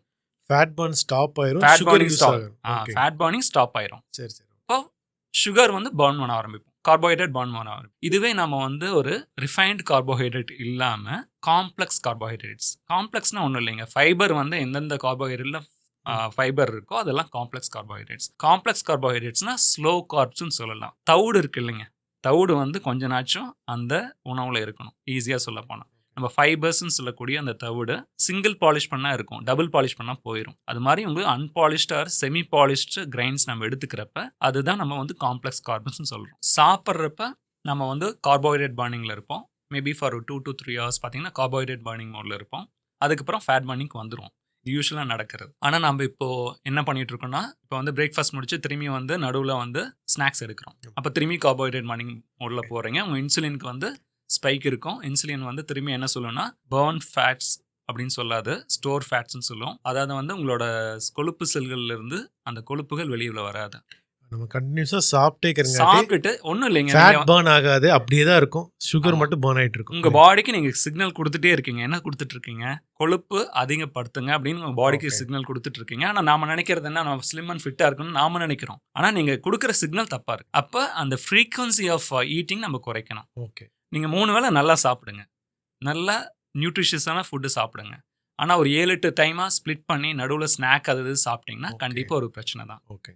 அதே மாதிரி நம்ம உடனே வந்து கேலரி ரெஸ்ட்ரிக்ஷன்ஸில் போகக்கூடாது. யூஸ்வலாக இப்போ வந்து கேலரி கட் டவுன் பண்ணி நம்ம வந்து வெயிட் லாஸ் பண்ணணும்னு நினைக்கும் போது அது ஒரு ஃபெயில்யூராக இருக்குது. ஏன்னு பார்த்துட்டிங்கன்னா இனிஷியலாக கேலரி கட் டவுன் பண்ணுறப்ப நிறைய பேர்த்துனால முடியாது. என்னால் முடியாதுங்க டாக்டர்னே மூஞ்சில் அடிச்ச மாதிரி சொல்லிடுவாங்க. ஏன் அப்படின்னா அவங்கள கேலரி ஃபஸ்ட்டு கட் டவுனே பண்ண சொல்லாதீங்க, நல்லா சாப்பிட சொல்லுங்கள். நல்லா சாப்பிட்டா வெயிட் லாஸ் ஆகுமானா கண்டிப்பாக ஆகுங்க, நம்புங்க. நம்ம லாஸ்ட் ஒரு 10 years தான் பண்ணிகிட்டு இருக்கோம். நம்ம ஆஸ் அ ஹியூமனாக பார்த்தீங்கன்னா we are always basically a fat burner தான். நீங்கள் கார்போஹைட்ரேட் சாப்பிட்றீங்க இல்லை ஃபேட் சாப்பிட்றீங்க எப்படியா இருந்தாலும் அந்த ஃபார் தி மொமெண்ட்ரி உங்களுக்கு பார்த்தீங்கன்னா ஒரு 2 to 3 hours தான் நீங்கள் வந்து கார்ப் பர்னிங் மோடில் போவீங்க. Again you will be back to fat burning mode. அது நார்மலான ஒரு ஹெல்த்தியான விஷயம். நம்ம இப்போ அதை மாற்றிட்டோம். இப்போ வந்து கார்போஹைட்ரேட் பர்னிங் மோட்லேயே ஸ்டக் ஆகிருக்கோம், ஃபேட்டை பர்ன் பண்ண மறந்துட்டோம். உங்கள் மிஷின் என்னென்னா உங்களோட ஃபேட்டை நீங்கள் பர்ன் பண்ணுறதுக்கு மறந்துட்டீங்க. உங்கள் உடம்புல எவ்வளோ கேலரிஸ் இருக்குன்னு நினைக்கிறீங்க சுமாரா? 2 லட்சம். ஆமாம், மினிமம் பார்த்தீங்கன்னா ஒரு ஆவரேஜ் பர்சன் 2 to 3 லட்சம் கேலரிஸ் இருக்குது. ஓகே, ஓகேங்களா? ஒரு சிங்கிள் மீலில் ஒரு நாளைக்கு எவ்வளோ கேலரி நம்ம சாப்பிட்றோம்? ஒரு மீலில் ஒரு 1000 கேலரிஸ் இருக்கும். ஓகேங்க, ஒரு நாளைக்கு ஒரு 2500 கேலரிஸ் நான் ஆவரேஜ் சாப்பிட்றோம் இல்லையா? 2 லட்சத்தை வச்சுட்டு 2500 ரூபாய்க்கு வந்து நம்ம வந்து என்ன செய்கிறோம், இதுதான் முக்கியம், இது இல்லைன்னா என்னால் இருக்க முடியும்னு சொல்கிறோம். ஆனால் நம்மளுக்கு ஸ்டோரில் எவ்வளோ இருக்குது? 2 லட்சம் இருக்குது. அதையே யூஸ் பண்ண முடியறதில்ல. ஏன்னா இதை திறக்கக்கூடிய சாவியை தொலைச்சிட்டோம். ஓகேங்களா? இப்போ வந்து அந்த ஃபேட் பர்னிங்கே நம்ம மிஷின் மறந்துடுச்சு. கார்போஹைட்ரேட் பர்னிங் மோட்லேயே ஸ்டக் ஆகிருக்கும். ஏன் ஸ்டக் ஆகிருக்குன்னா இன்சுலின் அதிகமாக இருக்கிறதுனால கார்போஹைட்ரேட் பர்னிங் மோட்லேயே இருக்கும். இப்போ high insulin levels most of the obese பேஷண்ட்ஸ்க்கு இருக்கும். உடல் பருமன் இருக்கவங்க 95% ஆஃப் தி டைம் மோஸ்ட்லி அவங்களுக்கு ஹை இன்சுலின் லெவல்ஸ் இருக்கும். அந்த இன்சுலின் வந்து அவங்களோட ஃபேட்டை வந்து பர்ன் பண்ணவே விடாது. அதனால தான் ஒரு தாட்டி வெயிட் வச்சிருச்சுன்னா இறங்கவே இறங்காது, வெயிட் இன்னும் அதிகமாகிட்டே இருக்கும்.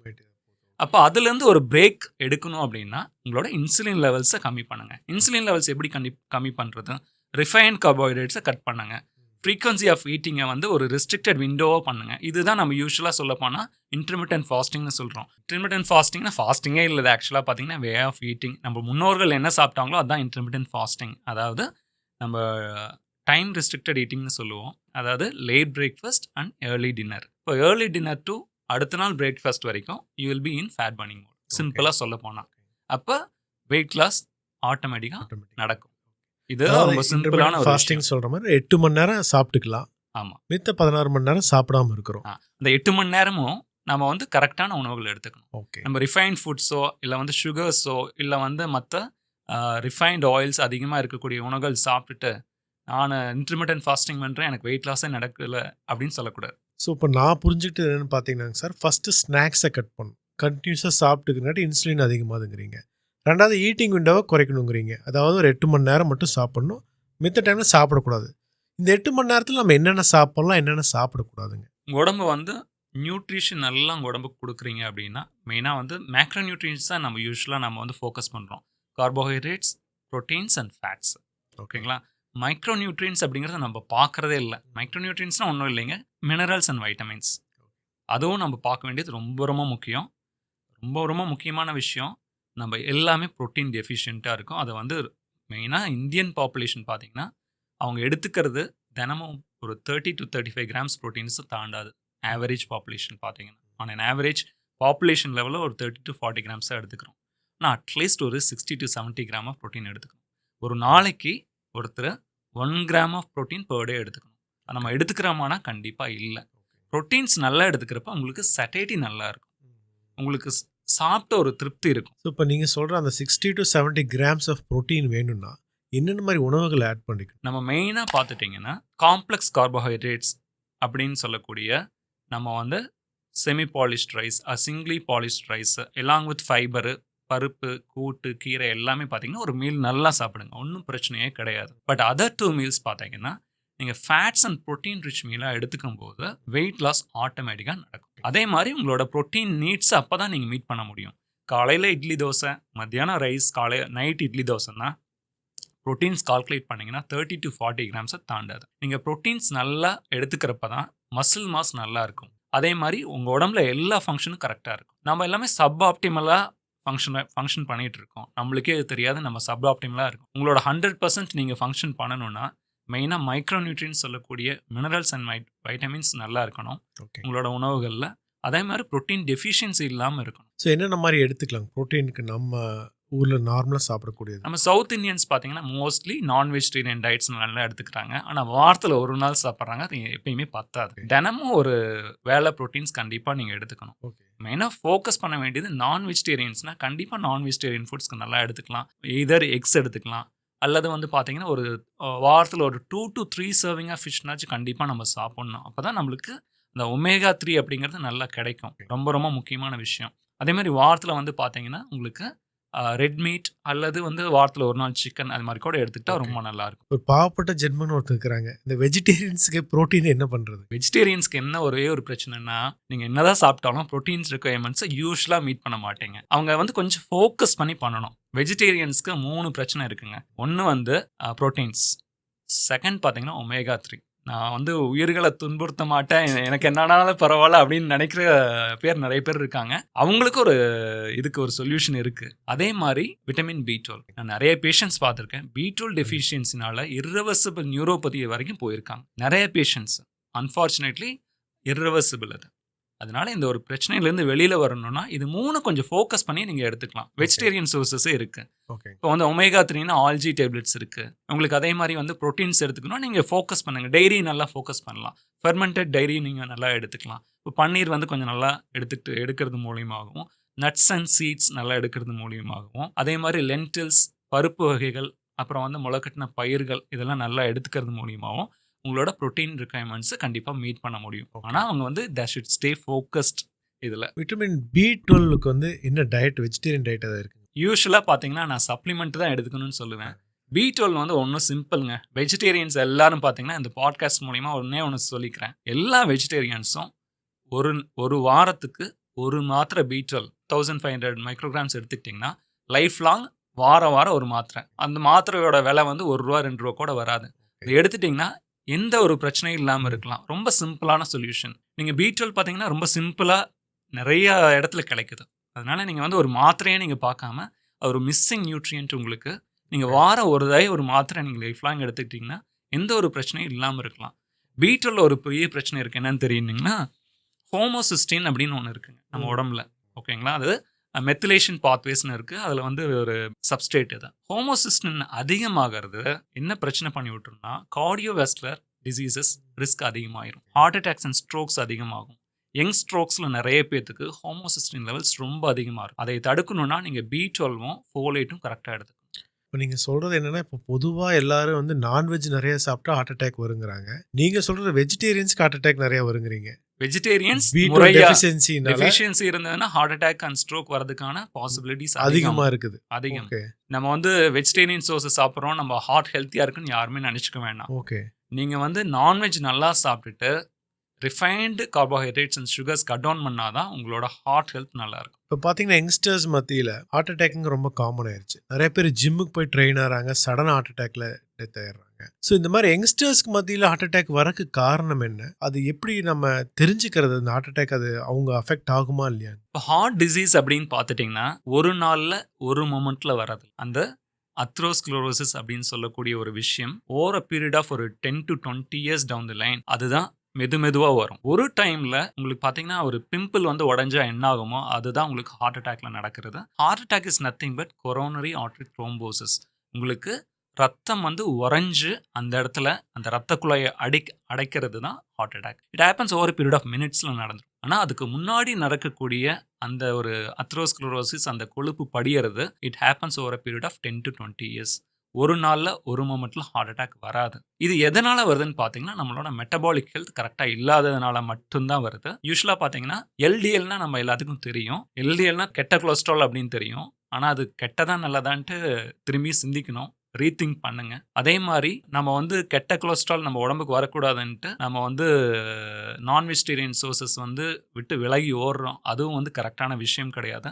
எல்டிஎல்ல வந்து 2 விஷயம் இருக்குங்க. எல்டிஎல் வந்து கரெக்டா தப்பான்னு கேட்டிங்கன்னா எல்டிஎல் அப்படிங்கிறது ஒரு மார்க்கர். நம்ம வந்து எல்டிஎல்ல 2 டைப் ஆஃப் எல்டிஎல் இருக்கு. ஒன்று வந்து லார்ஜ் பயாண்ட் எல்டிஎல் அப்படின்னு சொல்லுவோம், இன்னும் வந்து ஸ்மால் டென்ஸ் எல்டிஎல்னு சொல்லுவோம். லார்ஜ் எல்டிஎல் பார்ட்டிகல்ஸ்லாம் பார்த்தீங்கன்னா உங்களுக்கு கார்டியோவாஸ்குலர் இருக்கும், அதுக்கு சம்மந்தமே இல்லை, இட்ஸ் நியூட்ரல். ஆனால் ஸ்மால் டென்ஸ் எல்டிஎல் பார்ட்டிகல்ஸ் அப்படின்னு பார்த்தீங்கன்னா அதுதான் கார்டியோவாஸ்குலர் டிசீஸ்க்கு ஒரு ரிஸ்க் ஃபேக்டரே அதுதான். அப்போ ஸ்மால் டென்ஸ் எல்டிஎல் நம்ம உடம்புல வந்து சேராமல் பார்த்துக்கிறப்ப நம்மளுக்கு அந்த ஹார்ட் அட்டாக்ஸ் அண்ட் ஸ்ட்ரோக்ஸ் வராது. ஸ்மால் டென்ஸ் எல்டிஎல் எங்கேருந்து வரும் அப்படின்னு பார்த்தீங்கன்னா சுகர்ஸ் அண்ட் ரிஃபைன்ட் கார்ப்ஸ்லேருந்து மட்டும்தான் வரும், ரிஃபைன்ட் ஆயில்ஸ்லேருந்து. இந்த 3 விஷயம். லார்ஜ் எல்டிஎல் எங்கேருந்து வரும்னா நம்ம சாப்பிட்ற நல்ல கொழுப்புகள்லேருந்து வரும். Non vegetarian sources, saturated fats, coconut oil, முட்டை, கறி, மீன் எல்லாத்துலேருந்து வரக்கூடியது large LDL particles. Small dense LDL நாம சாப்பிட்ற excess sugars, refined carbohydrates and refined ஆயில்ஸ்லேருந்து வரக்கூடியது. இப்போ நீங்களே டிசைட் பண்ணிக்கோங்க, ஹார்ட் ஹெல்த்தியாக இருக்கணும்னா எதையை விடணும், எதையா இன்க்ரீஸ் பண்ணணும் அப்படின்ட்டு. அதே மாதிரி இந்த யங் ஏஜில் வந்து பார்த்தீங்கன்னா இப்போ ஹார்ட் அட்டாக்ஸ் அண்ட் ஸ்ட்ரோக்ஸ் அதிகமாக வரதுக்கான ரீசன் மெயினாக மைக்ரோநியூட்ரியன்ஸ் கரெக்டாக இல்லை, ஸ்ட்ரெஸ் ஃபேக்டர் கொஞ்சம் ஒரு கண்டிப்பாக ஒரு ரோல் ப்ளே பண்ணுது. இன்னொரு விஷயம், நம்ம ஒரு கான்ட்ரவர்ஷியலான ஒரு டாப்பிக்காக இருந்தாலும் நம்ம பேசி தான் ஆகணும். அது கான்ட்ரவர்சியாக இருக்கிறதுனால பேசாம விட முடியாது. ரீசெண்ட் ரிசர்ச்சஸ் பிரகாரம் mRNA கோவிட் வேக்சின் போட்டவங்களுக்கு increased risk, particularly for younger generation, for the younger population. மெயினாக பெரியவங்களுக்கு அதிகமாகிறது இல்லை risk, but younger generations vaccination மெயினாக mRNA வேக்சின் போட்டிருந்தாங்க or else any vaccination, COVID vaccination போட்டிருக்கப்ப அவங்களுக்கு கொஞ்சம் ரிஸ்க் கொஞ்சம் இன்க்ரீஸ் ஆகுது. இந்த ஸ்பைக் ப்ரோட்டீன்னு சொல்லுவோம். இந்த ஸ்பைக் ப்ரோட்டீன் பார்த்தீங்கன்னா உங்களுக்கு இருதயத்தில் இந்த மயோகார்டைட்டிஸ் அப்படிங்கிற ஒரு பிரச்சனையை கொண்டு வருது. அது மட்டும் இல்லாமல் உங்களுக்கு அத்திரோஜெனிக் ரிஸ்க், அதாவது உங்களுக்கு பார்த்தீங்கன்னா அந்த கிளாட் ஃபார்ம் ஆகிற ரிஸ்க் அதிகமாகுது. இப்போ இதை வந்து நம்ம வந்து அந்த ஸ்பைக் ப்ரோட்டீன் வந்து நம்மளுக்கு இந்த வேக்சின் போட்டதுனால இருக்கக்கூடிய ஸ்பைக் ப்ரோட்டீன் நம்ம உடம்புல வந்து பிரச்சனை பண்ணுது. அதை ஆக்சுவலாக நியூட்ரலைஸ் பண்ணலாம் சில ப்ரோட்டோகால்ஸ் மூலிமா. பட் வந்து இப்போ குறிப்பிட்டு சொல்லப்போனால் லாஸ்ட் ஒரு 3-4 இயர்ஸாக யங்கர் குரூப்பில் ஹார்ட் அட்டாக்ஸ் அண்ட் ஸ்ட்ரோக்ஸ் அதிகமாக வரதுக்கான ரீசன் கோவிட் வேக்சினேஷன் ஒன்று. ஆனால் கவர்மெண்ட்டை குறை சொல்லலாமான்னா கவர்மெண்ட்டை குறை சொல்ல வேண்டியதில்லை, எல்லோரும் நல்லா இருக்கணும்னு தான் அந்த டைமில் வேக்சினேஷன் கொண்டு வந்தாங்க. பட் அன்ஃபார்ச்சுனேட்லி அது ஒரு சைடு எஃபெக்டாக இருக்குது. அதை நம்ம புரிஞ்சுட்டு அதுக்கு தகுந்த மாதிரி மற்ற மொடாலிட்டிஸை இது பண்ண முடியுமா, அந்த ஸ்பைக் ப்ரோட்டீனை வந்து டீடாக்ஸ் கூட நம்ம பண்ண முடியும். இப்போ நெக்ஸ்ட்டு முக்கியமான விட்டமின் டெஃபிஷியன்சி என்னன்னு பார்த்தீங்கன்னா விட்டமின் டி. நம்ம இந்தியன் சப்கான்டினென்ட்ல வந்து மோஸ்ட் ஆஃப் தம் ஆர் டெஃபிஷியன்ட்டுங்கிற மாதிரி தான் இருக்குது. ஸோ இது எப்படி நம்ம ஒய்ஆர்வி ஆர்வி ரியலி விட்டமின் டி டெஃபிஷியண்ட்டாக இருக்கிறோமா, இல்லை அது எப்படி நம்ம ரெடி பண்ணிக்கிறது விட்டமின் டி டெஃபிஷியன்சி? ஃபாரினர்ஸ் ஏன் அடிக்கடி ஃப்ரீக்வெண்ட்டாக இந்த சம்மர் சீசன்ஸில் மெயினாக வந்து இந்தியாவுக்கு வராங்கன்னு தெரியுமா? சன் பாத் எடுக்குதாங்க. ஓகே. அவ்வளோ நல்ல ஒரு கிஃப்டட் கண்ட்ரி.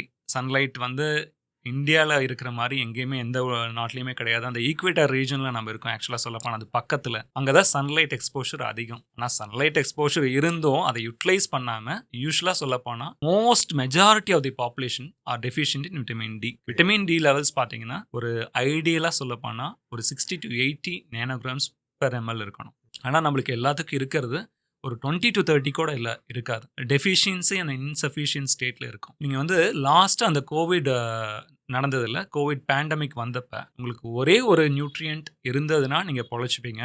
உங்களுக்கு டிசீஸ் சிவியர் ஆகாமல் சாதாரண சளி காய்ச்சலாக மாறிடும். அந்த ஒரு நியூட்ரியன்ட் இல்லைன்னா டெஃபிஷியண்ட்டாக இருந்ததுன்னா சிவியராக ஐசியூவில் போயிடுவீங்க அப்படின்னு கண்டுபிடிச்சாங்க. அது என்னன்னா இது ஒன்றும் இல்லைங்க, விட்டமின் டி தான். இந்த விட்டமின் டிங்கிறது நம்ம ஸ்கின்ல தான் சிந்தசிஸ் ஆகுது, அதாவது சன் எக்ஸ்போஷர்னால வருது. அப்படி இருந்து வந்து நமக்கு இது டெஃபிஷியண்ட்டாக இருக்குது.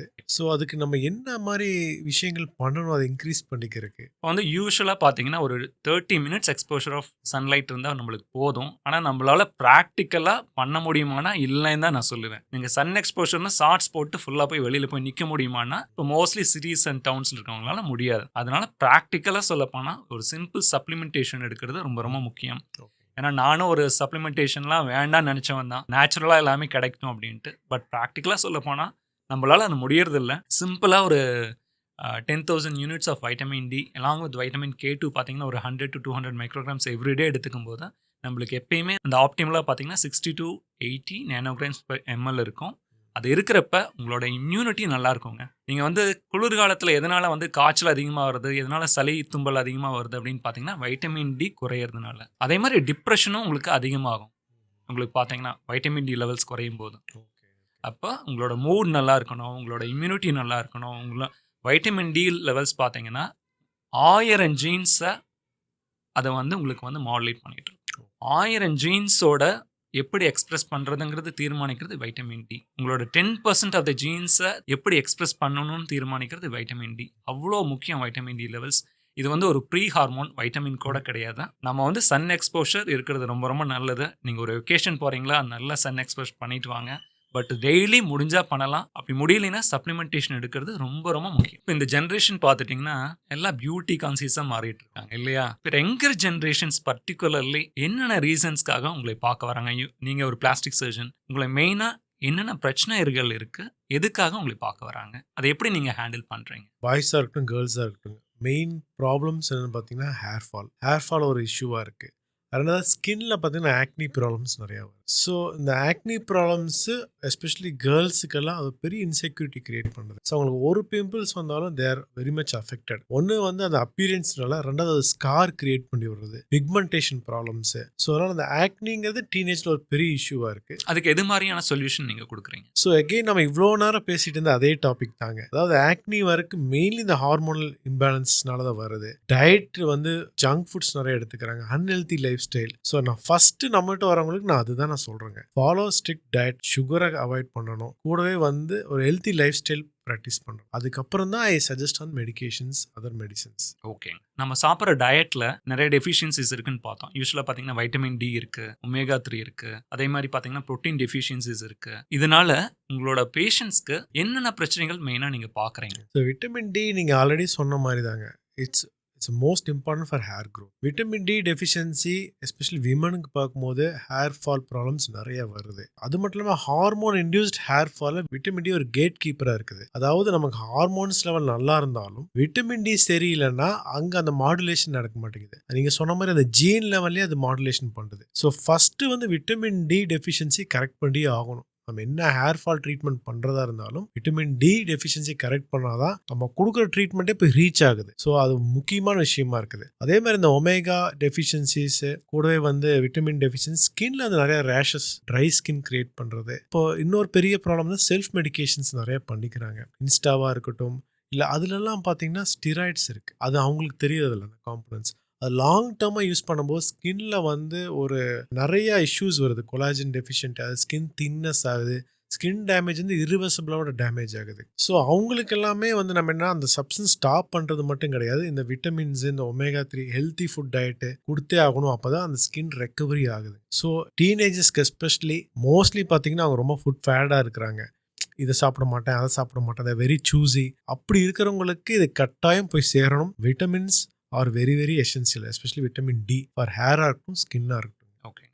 இப்போ வைட்டமின் டி பற்றி நம்ம பார்த்தோம். ஒமேகா வந்து அட்லீஸ்ட் வந்து ஒரு 1 கிராம் தினமும் எடுத்துக்கணும். அதாவது EPA அண்ட் DHA ரெண்டும் சேர்த்து 1 கிராம் per day மினிமம் அவங்க கண்டிப்பாக எடுத்துக்கணும். 2 தாட்டி அல்லது 3 தாட்டி ஃபிஷ் சாப்பிடணும். ஆர்எல்ஸ் நீங்கள் சப்ளிமெண்டேஷனாக எடுத்துக்கிறதுனா தினமும் 1 gram of EPA and DHA combine together at least 1 கிராமாக இருக்கணும். அப்படி எடுத்துக்கிறப்ப உங்களோட நீட்ஸை வந்து அது கண்டிப்பாக மீட் பண்ணும். அதே மாதிரி ப்ரோட்டீன்ஸ் ரொம்ப ரொம்ப முக்கியம். ப்ரோட்டீன்ஸ் நல்லா சாப்பிட்டா ஆக்சுவலாக கொலாஜன் ரொம்ப நல்லா இருக்கும். அப்போ வந்து உங்களுக்கு ஸ்கின் கேருக்கு ப்ரோட்டீன்ஸும் ரொம்ப ரொம்ப முக்கியம் அப்படிங்கிறது இந்த பாட்காஸ்ட்டில் எல்லாத்துக்கும் தெரிஞ்சுட்டோம். இன்னொரு விஷயம், ஸ்கின் டாக்டர்ஸ் எல்லாம் பார்த்தீங்கன்னா சன்ஸ்க்ரீன் ரெக்கமெண்ட் பண்ணுறாங்க. நீங்கள் அதை பற்றி என்ன நினைக்கிறீங்க? விட்டமின் டி பற்றி இவ்வளோ பேசினோம். ஸ்கின்னுக்கு சன்ஸ்க்ரீன் வேணுமா வேண்டாமா? இப்போ சன்ஸ்க்ரீனோட முக்கியமான விஷயம் என்னென்னு பார்த்தீங்கன்னா, நான் எல்லாரும் கேட்குறது என் ஸ்கின் நல்லா தான் இருக்குது, நான் எது சன்ஸ்க்ரீன் யூஸ் பண்ணணும்? இல்லை பெரியவங்க எங்கள் வீட்டில் யாரும் அது மாதிரிலாம் யூஸ் பண்ணதில்லை, அவங்க நல்லா தான் இருக்கிறாங்க. அதாவது சன் டேமேஜுங்கிறது ரொம்ப கொஞ்சம் கொஞ்சம் கிரேடியண்ட்டாக கொஞ்சம் கொஞ்சமாக தான் ஆகுங்க. அதில் அல்ட்ராவயலட் ஏ, அல்ட்ராவயலட் பி ரேடியேஷன்ஸ் இருக்குது. அது வந்து ஓவர் பீரியட் ஆஃப் டைம் அங்கே இருக்கிற கொலாஜன் டேமேஜ் பண்ணி பார்த்தீங்கன்னா 30s 40s வரும்போது ரேப்பிடாக ஏஜிங் ஆயிருக்கு. இப்போ அப்போ வந்துட்டு நான் 40 இயர்ஸ்க்கு வந்துட்டு எனக்கு திடீர்னு சுருக்கங்கள் வந்துருச்சு, வயசான மாதிரி தெரிகிறேன், ரிவர்ஸ் பண்ணுங்கன்ற எல்லாம் வரும்போது அது ரொம்ப டிஃபிகல்ட் மேனேஜ்மெண்ட்டுங்க. இந்த சன்ஸ்க்ரீனுங்கிறது கட்டாயம் ஒரு இம்பார்ட்டண்ட்டான ஒரு விஷயம். ஏன்னா அதுதான் நம்ம ஸ்கின்னை ப்ரொடெக்ட் பண்ணுது. ஸ்கின்னோட ப்ரொடெக்ஷன் பாயிண்ட் ஆஃப் வியூலேருந்து சன் டேமேஜ்லேருந்து காப்பாற்றுறது சன்ஸ்க்ரீன் தான். ஸோ கட்டாயம் சன்ஸ்க்ரீன் போட்டு தான் ஆகணும். அது விட்டமின் டி அதனால் டெஃபிஷியண்ட்டாக ஆகுதா அப்படிங்கிறதுக்கு எனக்கு ஒன்று ஸ்டடீஸோ எவிடன்ஸோ கிடையாது. ஸோ அதனால் நான் சஜஸ்ட் பண்ணுறது வந்து கட்டாயம் சன்ஸ்க்ரீன் யூஸ் பண்ணணுன்னு தான் சொல்லுவேன். ஏன்னா எனக்கு வந்து ஒவ்வொருத்தரோட ஸ்கின் குவாலிட்டி நல்லா இருக்கணும். ஏன்னா அதில் பிக்மெண்டேஷன்ஸ் வரக்கூடாது, டார்க்னிங் வரக்கூடாது, அதனால் அவங்க சஃபர் ஆகக்கூடாதுன்னு நான் நினைக்கிறேன். பட் உங்களோட கருத்து, உங்களோட பாயிண்ட் ஆஃப் வியூ என்னவா இருக்கும்? சன்ஸ்க்ரீன் யூஸ் பண்ணுறங்காட்டி விட்டமின் டி டெஃபிஷியன்சி வருதுன்னு நீங்கள் நினைக்கிறீங்களா? விட்டமின் டி விடுங்க, உங்கள் ஸ்கின் ஹெல்த் நல்லா இருக்கணும்னா சன் எக்ஸ்போஷர் ரொம்ப ரொம்ப முக்கியம்னு நான் சொல்லுவேன். Okay okay. ஏன்னு சொல்கிறேன் அப்படின்னு பார்த்துட்டிங்கன்னா, சன்ஸ்க்ரீன்ஸ் வரத்துக்கு முன்னாடி என்ன ஒரு இது வரைக்கும் நம்மளோட ஹியூமன் ரேஸ் சன் எக்ஸ்போஷரில் தான் இருந்திருக்காங்க. நம்ம இப்போ இருக்கிறதோட அதிகமான சன் எக்ஸ்போஷர் தான் இருந்திருக்காங்க. ஓகே.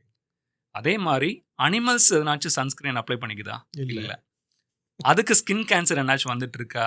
இல்லை. ஹியூமன்ஸ்க்கு மட்டும் ஏன்? இப்போ நம்ம வந்து சன்ஸ்க்ரீன் யூஸ் பண்ணுறதோட மெயினான ரீசன் பார்த்தீங்கன்னா ஸ்கின் கேன்சர் வரக்கூடாது அப்படின்னு தான். கரெக்டுங்களா? அது சில லேட்டிடியூட்ஸில் அல்ட்ராவயலட் ரேஸ் எக்ஸ்போஷர் அதிகமாக இருக்கிற இடத்துல தான் மெயினாக பார்த்தீங்கன்னா டேமேஜிங் அல்ட்ராவயலட் ரேஸ் எக்ஸ்போஷர் அதிகமாக இருக்கிற இடத்துல தான் இந்த ஸ்கின் கேன்சர் வரதுக்கான பாசிபிலிட்டி இருக்குது. பட் அதர்வைஸ் ஸ்கின் எக்ஸ்போஷர் ரொம்ப ரொம்ப முக்கியம்.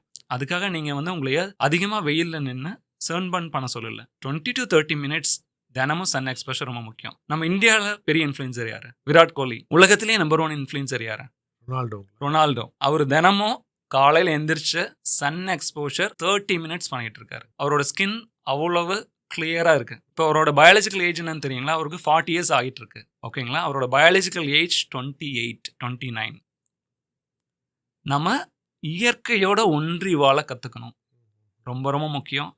என்னை பொறுத்த வரைக்கும் கண்டிப்பாக நம்ம இந்தியன் சப்கான்டினென்ட்க்கு சன்ஸ்க்ரீன்ஸ் வேண்டியது இல்லை. பட் ஆனால் என்ன வேணும்னா அதிகமாக ப்ரோட்டீன்ஸ் வேணும். ஐ மீன் லைக் omega-3 வேணும். அதுக்கப்புறம் மைக்ரோ நியூட்ரியன் டெஃபிஷியன்சி இல்லாமல் இருக்கணும். இதுதான் நம்ம மெயினாக ஃபோக்கஸ் பண்ணணும். அதை விட்டுட்டு நம்ம வந்து ஒரு சன்ஸ்க்ரீனை என்னாச்சும் போட்டுட்டா நம்ம முகம் ரொம்ப அழகாக மாறிடும்னு நினைக்கிறது ஒரு ரூடிமெண்ட்ரியான ஒரு தாட் என்னை பொறுத்த வரைக்கும். ஒரு எல்டர்லி ஒரு 50 years ஆகுது, 50-55 years ஆகிறவங்க என்ன மாதிரி டயட் எடுத்துக்கணும்? ஏன்னா அவங்களோட பாடி வேறு மாதிரி ஃபங்க்ஷனிங் ஆக போகுது, அவங்களோட மெட்டபாலிசம் எல்லாம் சேஞ்ச் ஆகுது.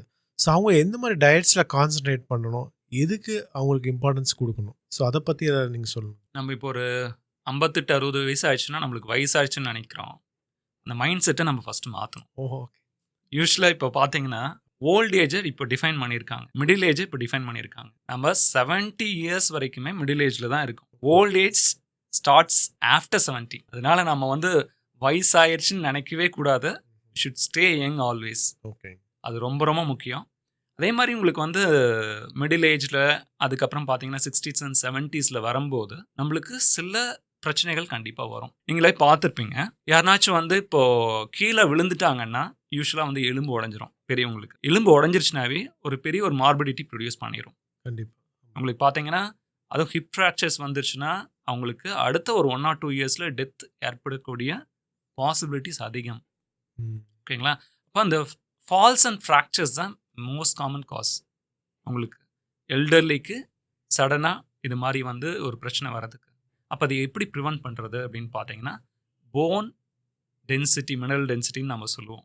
போன் ஹெல்த் ரொம்ப நல்லா பார்த்துக்கணும். எப்படி பார்த்துக்கிறது? கால்சியம் சாப்பிட்டா போதுமா அப்படின்னா அப்படி கிடையாது. கால்சியம் நம்ம ஃபுட்லேயே இருக்குது, தேவையான அளவு இருக்குது. ஆனால் என்ன இல்லைன்னா வைட்டமின் டி இல்லை, மெக்னீஷியம் இல்லை, ப்ரோட்டீன்ஸ் இல்லை. போன்ஸ்னால் என்னன்னு நீங்கள் நினைக்கிறீங்க? கால்சியம் நம்ம நினச்சிக்கிறோம், அப்படி கிடையாது. It's a mineralised protein matrix. Proteins அதுக்கு மேலே தான் மினரல்ஸ் போய் படிஞ்சு அது வந்து போன்ஸாக இருக்குது. இப்போ அதுக்கு நாம் என்ன பண்ணுறது? அந்த போன் ஹெல்த்தை எப்படி வந்து இன்னும் கொஞ்சம் அதிகம் பண்ணுறதுன்னா, விட்டமின் டி, மெக்னீஷியம், அதுக்கப்புறம் ப்ரோட்டீன்ஸ், இது மட்டும் இல்லாமல் ஸ்ட்ரென்த் ட்ரைனிங் நம்ம பண்ணணும். It should start at the early age of 30 நம்ம ஸ்டார்ட் பண்ணணும். 30, 40s ஸ்டார்ட் பண்ணணும். ஏன்னா நம்ம அது ஒரு 30 இயர்ஸ்க்கு மேலே நம்மளுக்கு சார்கோபீனியா வருது. நம்மளோட போன் ஸ்ட்ரென்த்தும் நம்மளோட மசில் லாஸ் அந்த டைம்லேயே நடக்க ஆரம்பிச்சிருது. ஹெல்த்தி போன்ஸ் வந்து எக்ஸசைஸ், மசில் ட்ரைனிங் கண்டிப்பாக ரெசிஸ்டன்ஸ் ட்ரைனிங். நீங்கள் வந்து வெயிட் லிஃப்ட் பண்ணால் மட்டும்தான் அந்த போன் வந்து ஹெல்த்தியாக இருக்கும். போன் வந்து ஒரு ஸ்டாட்டிக்கான ஒரு ஸ்ட்ரக்சரில் ஒரு டைனமிக்கான ஒரு ஸ்ட்ரக்சர். நீங்கள் நல்லா வெயிட் தூக்கிட்டு எல்லா வேலையும் செய்யும்போது போன் நல்லா ஸ்ட்ராங்காக இருக்கும். இதுவே எந்த வேலையும் கொடுக்காம இருக்கீங்க அப்படின்னா பாடி என்ன சொன்னால் இந்த நம்மளுக்கு ஒரு வேலையுமே இல்லை, அப்புறம் எதுக்கு இந்த போன் வந்து இவ்வளோ ஸ்ட்ராங்காக இருக்கும்னு நினச்சிட்டு அதுவே வீக்கன் பண்ணிக்கும். அப்போ நீங்கள் எந்த அளவுக்கு நீங்கள் யூஸ் பண்ணுறீங்களோ, பிரெயினாக இருக்கட்டும், போனாக இருக்கட்டும், அப்போ தான் அது ஹெல்த்தியாக இருக்கும். ஸோ இப்போ அந்த மெக்னீஷியம் ப்ரோட்டீன் சோர்ஸ் அவங்க எந்த மாதிரி டயட் எடுத்துக்கலாம்? ஏன்னா ஒரு வயசாயிட்டாலே அவங்க வந்து நான்வெஜ் சாப்பிட்றதுக்கெல்லாம் பயப்படுவாங்க. ஆயிலி ஃபுட்ஸ் வேண்டாம், ஹார்ட்டுக்கு எதுவும் ஆயிரும்ன்ட்டு நம்ம ஆல்ரெடி டிஸ்கஸ் பண்ணிட்டோம். பட் சிம்பிளாக அவங்களுக்கு எந்த மாதிரி டயட் அவங்க எடுத்துக்கணும், நல்ல ப்ரோட்டீன்ஸ், இந்த மெக்னீஷியம் எல்லாம் கிடைக்கணும்னா இதை அவங்க கான்சன்ட்ரேட் பண்ணணும். ஓவர் பீரியட் ஆஃப் 60 இயர்ஸ் பார்த்தீங்கன்னா அவங்களோட ப்ரோட்டீன் ரெக்குவயர்மெண்ட்ஸ் பார்த்தீங்கன்னா 1 கிராம்லேருந்து 1.5 gram per KG per day தேவைப்படுது. அப்போ நம்ம இளமை காலத்தில் எவ்வளோ சாப்பிட்டுட்டு இருந்தோமோ அதோட அதிகமாக சாப்பிடணும். ப்ரோட்டீன். ஆனால் நம்ம எப்படி சாப்பிட்றோம்னா, வயசாயிருச்சு எனக்கு எதுக்கு ப்ரோட்டீன்ஸ் அப்படின்னு சொல்லிட்டு அதை ரொம்ப கம்மி பண்ணிடுறோம். அது மிகப்பெரிய ஒரு மிஸ்டேக். அப்போ ப்ரோட்டீன்ஸை வந்து கொஞ்சம் நல்லா எடுத்துக்கணும். எகெயின் நான் சொன்ன மாதிரி non vegetarian sources, dairy products, nuts and seeds and lentils அதெல்லாம் வந்து நல்லா எடுத்துக்கணும். வயசாக தைரியமாக நான்வெஜ் சாப்பிடணும், நல்லா சாப்பிடணும், கூடாது. ஓகே, எந்த பயமும் இல்லாமல் சாப்பிடணும். ஃபஸ்ட்டு மைண்ட் செட் தாங்க. நீங்கள் வந்து உங்கள் மனசில் வந்து நினச்சிட்டு சாப்பிட்டிங்கன்னா அதுக்கு நல்லதாக தான் இருக்கும். ஆனால் அதுக்கு பின்னாடி இருக்க சயின்ஸ் வந்து சப்போர்ட் பண்ணி தான் நம்ம சொல்லிகிட்டு இருக்கோம். நம்ம சொல்கிற நியூட்ரிஷனல் அட்வைஸ் எல்லாமே it is backed by science.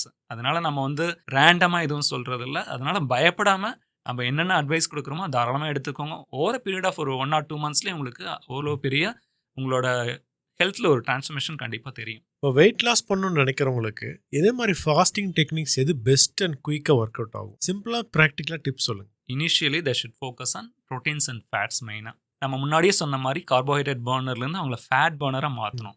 இப்போ ஃபேட்ஸ் அண்ட் ப்ரோட்டீன்ஸ் அதிகமாக எடுத்துக்கிறப்ப அவங்க ஃபேட் பர்னராக மாறுவாங்க. அந்த பீரியட் வரைக்கும் அவங்க ஃபாஸ்டிங் பண்ண வேண்டாம். ஃபாஸ்டிங் ஃபெயிலியர் ஆகிறதுக்கான மெயினான ரீசனே நீங்கள் ஃபேட் பர்னராக மாறத்துக்கு முன்னாடி கார்போஹைட்ரேட் பர்னராக இருக்கிறப்ப நீங்கள் ஃபாஸ்டிங் பண்ணிங்கன்னா அந்த ஜிட்ரினஸ் வரும், நடுக்கம் வந்துடும். அது வேண்டாம். ஃபேட் பர்னராக கொஞ்சம் மாறுங்க. ஒரு ஃபியூ வீக்ஸ் போகட்டும், ஒரு 1 or 2 months போகட்டும். படிப்படியாக நீங்கள் ஃபாஸ்டிங் ஒரு வேளை ஃபாஸ்டிங் இருக்கலாம், அதுக்கப்புறம் ஒரு 1 or 2 months கழிச்சு 2 வேளை ஃபாஸ்டிங் இருக்கலாம். அந்த இன்டர்வல் மெதுவாக படிப்படியாக தான் பண்ணணும். அப்போ ஒருத்தர் கார்போஹைட்ரேட் பர்னிங் மோட்லேருந்து ஃபேட் பர்னிங் மோடுக்கு ஃபஸ்ட்டு வரணும். Maybe few weeks to few months ஆகலாம். ஒரு 1 or 2 months தான், அதுக்கு மேலெலாம் ஆகாது. அதுக்கப்புறம் அவங்க வந்து ஃபாஸ்டிங் வந்து வாரத்தில் 1 நாள் அல்லது 2 நாள் அட்லீஸ்ட் ஸ்கிப்பிங் அ மீல் அது மாதிரி பண்ண ஆரம்பிச்சு அதுக்கப்புறம் 1 or 2 meals கூட அவங்க ஸ்கிப் பண்ணலாம். அதாவது ஃபஸ்ட்டு வந்து டயட்டில் சுகரை, அதாவது இந்த கார்போஹைட்ரேட்ஸ் மாவுச்சத்தை குறைச்சிட்டு ப்ரோட்டீனும் ஃபேட்டும் நிறைய எடுத்துக்க ஆரம்பிச்சுக்கணும். அப்புறம் கொஞ்ச நாள் கழிச்சு தான் உங்களோட உடம்புக்கு நீங்கள் சொல்லி கொடுப்பீங்க ஃபேட் பர்ன் பண்ணுறது எப்படின்ட்டு. அப்போ நம்ம சாப்பிட்ற இருக்கக்கூடிய ஃபேட்ஸை பர்ன் பண்ண கற்றுக்குது. நல்லா நம்ம உடம்புல இருக்க ஃபேட்டும் நல்லா பர்ன் பண்ண கற்றுக்கும். அதை கற்றுக்க வைக்கணும். அது மறந்துருச்சு, ஃபேட் பர்னிங் மோட மறந்துருச்சு உங்கள் உடம்பு. ஸோ நம்ம இந்த ப்ரோட்டீனு ஃபேட் நிறைய எடுத்துக்கும் போது ஃபேட் பர்னிங் மோடுக்கு பாடி மாறும்போது அதோட மைலேஜ் அதிகம், கிரேவிங்ஸ் கம்மியாயிரும் இல்லைங்களா? அதாவது நம்ம ஃபேட் பர்னிங் மோடில் ப்ரிடாமினண்ட்டாக இருக்கிறோம் அப்படின்னா யூஸ்வலாக பார்த்தீங்கன்னா லோ கார்ப் டயட்ஸ்லாம் எடுக்கிறாங்க அப்படின்னு பார்த்தீங்கன்னா ஓவர் பீரியட் ஆஃப் ஒரு 2 to 3 டேஸ்னாச்சும் மினிமல் ஆகும் உங்களுக்கு அந்த கீட்டோட்டிக் ஸ்டேட் வரத்துக்கு. இது வந்து நியூட்ரிஷனல் கீட்டோசிஸ். நம்ம வந்து கீட்டோசிஸ் அப்படின்னாவே நம்ம பயந்துக்குவோம். நம்ம யூஸ்வலாக கீட்டோன்ஸ் வந்துச்சா ஏதோ ஒரு எமர்ஜென்சி அப்படின்னு நினச்சிக்க வேணாம். It's a nutritional ketosis. Nutritional ketosis it's not starvation. Starvationனால வரக்கூடிய ketosis இல்லை, nutritional ketosis. அதாவது உங்களோட பாடி உங்களோட ஃபேட்ஸை வந்து கீட்டோனா மாற்றும். எங்கே நடக்குதுன்னா லிவர் வந்து மாற்றும். அந்த ஒரு கீட்டோன் தான் உங்களோட பாடி எல்லாமே ப்ரிடாமினண்ட்டாக இப்போ யூஸ் பண்ண ஆரம்பிக்கும். இப்போ அந்த ஸ்டேட்டில் உங்களுக்கு சட்டேட்டி நல்லா இருக்கும், கிரேவிங்ஸ் எதுவுமே இருக்காது. பாடியில் வந்து பார்த்தீங்கன்னா நிறைய செல்லுலர் ரீஜென்ரேஷன் ரிப்பேர் அந்த டைமில் நடக்கும். ஸோ அப்போ உங்கள் அடிக்கடி பசி எடுக்காது, அந்த நடுக்கம் வர்றது, அந்த பசி இல்லாமல் அந்த கோபம் வர்றது எல்லாமே இருக்காது இல்லைங்களா கீட்டோசிஸ்? கண்டிப்பாக கீட்டோசிஸ் பார்த்தீங்கன்னா எகெயின் கீட்டோசிஸில் ஒரே ஒரு விஷயம் என்னென்னா நம்ம வந்து கீட்டோ டயட் போகிறப்பையும் நம்ம அடிக்குவேட்டாக ஃபைபர் இன்டேக் இருக்கணும். ரொம்ப ரொம்ப முக்கியம். நம்ம கீட்டோ டயட் போகிறப்ப என்னென்ன பிரச்சனைகள் வருதுன்னா சோடியம் டெஃபிஷியன்சி யூஸ்வலாக வரும். அதே மாதிரி உங்களுக்கு பொட்டாசியம் டெஃபிஷியன்சி யூஸ்வலாக வரலாம். அதே மாதிரி மினரல் டெஃபிஷியன்சி வராமல் இருக்கணும்னா நம்ம அடிக்குவேட்டாக ஒரு 5 to 6 cup of vegetables with green leafy vegetables தினமும் எடுத்துக்கிறப்ப நம்மளுக்கு இந்த கீட்டோசிஸ்னால வரக்கூடிய சைடு எஃபெக்ட்ஸே இல்லாமல் பண்ணிடலாம். இப்போ நீங்கள் இவ்வளோ நேரம் நம்ம பேசிகிட்டு இருந்தால் டயட்டிங்காக இருக்கட்டும், ஃபாஸ்டிங்காக இருக்கட்டும், எக்ஸசைஸாக இருக்கட்டும், இதெல்லாம் ரொம்ப கஷ்டப்பட்டு பண்ணுறது. ஆனால் இப்போ சிம்பிளாக பார்த்தீங்கன்னா 2 இன்ஜெக்ஷன்ஸ் வந்துருச்சுன்னு சொல்கிறாங்க எல்லாமே. இந்த இன்ஜெக்ஷன் போட்டாலே வெயிட் லாஸ் ஆயிருதுங்கிறாங்க. அந்த இன்ஜெக்ஷன்ஸ் எல்லாம் என்னது, அது எப்படி ஒர்க் ஆகுது, அது ஓகேவா, சைடு எஃபெக்ட்ஸ் தான் வருமா? வெயிட் லாஸ் ட்ரக்ஸ்ன்னு சொல்லக்கூடிய ஒசம்பைக், மான்ஜாரோ இது எல்லாமே வந்துருச்சு. இதெல்லாம் ஒரு பவர்ஃபுல்லான டூல் தான், ஆனால் இம்பர்ஃபெக்ட் டூல்ஸ். ஓகே, அது எப்படி நம்ம ஹேண்டில் பண்ணுறது அப்படிங்கிறது ரொம்ப ரொம்ப முக்கியம். இதில் வந்து உங்களுக்கு அது மாதிரி ட்ரக்ஸ் எடுத்துக்கிறப்ப நம்ம வெயிட் லாஸ் ஜர்னி அப்படிங்கிறது பார்த்தீங்கன்னா ஒரு மராத்தான் மாதிரி. இது ஒரு ஸ்ப்ரிண்ட் கிடையாது. இது எல்லாமே ஒரு குயிக் ஃபிக்ஸஸ். அந்த குயிக் ஃபிக்ஸஸ் உங்களுக்கு நல்லதாக இருக்குமானா நல்லதாக இருக்கும். நீங்கள் லைஃப்பை எப்படி லீட் பண்ணுறீங்க, உங்களோட டயட்ரி சேஞ்சஸ் என்னாச்சும் பண்ணுறீங்களா இல்லையா, இது எல்லாமே ரொம்ப ரொம்ப முக்கியம். இப்போ வந்து நம்ம ட்ரக்ஸ் எடுக்கிறதுனால மட்டும் பெனிஃபிஷியல் எஃபெக்ட் இருக்கானா கண்டிப்பாக இருக்குது. சைடு எஃபெக்ட்ஸும் நிறைய இருக்குது. வெயிட் லாஸ் ட்ரக்ஸில் எப்படி ஆக்ட் ஆகுதுன்னா உங்களோட பிரெயினுக்கு வந்து பார்த்தீங்கன்னா அப்பிடைட் கண்ட்ரோல் நல்லா இருக்கும், சட்டைட்டி நல்லா இருக்கும், சாப்பிட்ட ஒரு திருப்தி இருக்கும், அதே பசி சுத்தமாக இருக்காது. அதே மாதிரி பார்த்தீங்கன்னா உங்களோட கேஸ்ட்ரிக் எம்டிங்கை வந்து டிலே பண்ணிடும். இப்போ கேஸ்ட்ரிக் எம்டிங் டிலே பண்ணும்போது என்னன்னா உங்களுக்கு வந்து ஃபுல்னஸ் இருக்கும், கொஞ்சம் சாப்பிட்டா வயிறு ஃபுல்லாயிரும், அதனால நீங்கள் சாப்பிட மாட்டீங்க. ஆனால் இதில் சைடு எஃபெக்ட்ஸ்னு ஒன்று இருக்குது. என்னென்ன சைடு எஃபெக்ட் அப்படின்னு பார்த்தீங்கன்னா நீங்கள் வந்து டிலேடு கேஸ்ட்ரிக் எம்டிங் இருக்கிறதுனால சில பேத்துக்கு இந்த நாசியா, வாமிட்டிங், டயரியா, கான்ஸ்டிபேஷன் நிறைய கொஞ்சம் பேத்துக்கு வந்துட்டு இருக்கு. அதே மாதிரி உங்களுக்கு நீங்கள் லூஸ் பண்ணுற வெயிட் லாஸ் மெயினாக ஒரு 25% மசில் லாஸாக இருக்குது. அதனால இது எப்படி ஹேண்டில் பண்ணலான்னா நீங்கள் இது மாதிரி ட்ரக்ஸ் எடுத்துக்கும் போது ரெசிஸ்டன்ஸ் ட்ரைனிங் ரொம்ப முக்கியம், ப்ரோட்டீன் இன்டேக் ரொம்ப முக்கியம். இப்போ protein intake, higher protein intake எடுத்துட்டு ரெசிஸ்டன்ஸ் ட்ரைனிங் பண்ணி இந்த ட்ரக்ஸ் எடுத்துட்டிங்கன்னா அந்த சைடு எஃபெக்ட்ஸ் வராமல் தப்பிச்சுக்கலாம். அதாவது அந்த ட்ரக் வந்து வெயிட் லாஸ் கொடுத்தாலும் அது ப்ரோட்டீன் மசில்ஸை உடச்சி வெயிட் லாஸ் கொடுக்குது, ஃபேட் பர்ன் ஆக மாட்டேங்குதுங்கிறீங்க. ஃபேட் லாஸும் நடக்கும், ஓகேங்க.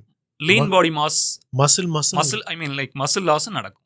இப்போ மசில் லாஸை நம்ம வந்து எப்படி நெகேட் பண்ணுறதுன்னா ரெசிஸ்டன்ஸ் ட்ரைனிங் ஒர்க் அவுட் பண்ணணும், அது கூட ப்ரோட்டீன் இன்டேக் அதிகம் பண்ணணும். அப்போ தான் உங்களோட பாடி வந்து அந்த மசில் மாஸ் வந்து நீங்கள் லூஸ் பண்ணாமல் இருப்பீங்க. ஸோ அந்த ஒர்க் அவுட்லேருந்து தப்பிக்க முடியாது, பண்ணி தான் ஆகணும். கண்டிப்பாக பண்ணுறது தான் நல்லது. அதாவது அவர் என்ன சொல்கிறாருன்னா வெறும் ஊசி குத்துனா மட்டும் இறங்காது, கூட ஒர்க் அவுட்டும் பண்ணி ஆகணும். கண்டிப்பாங்க.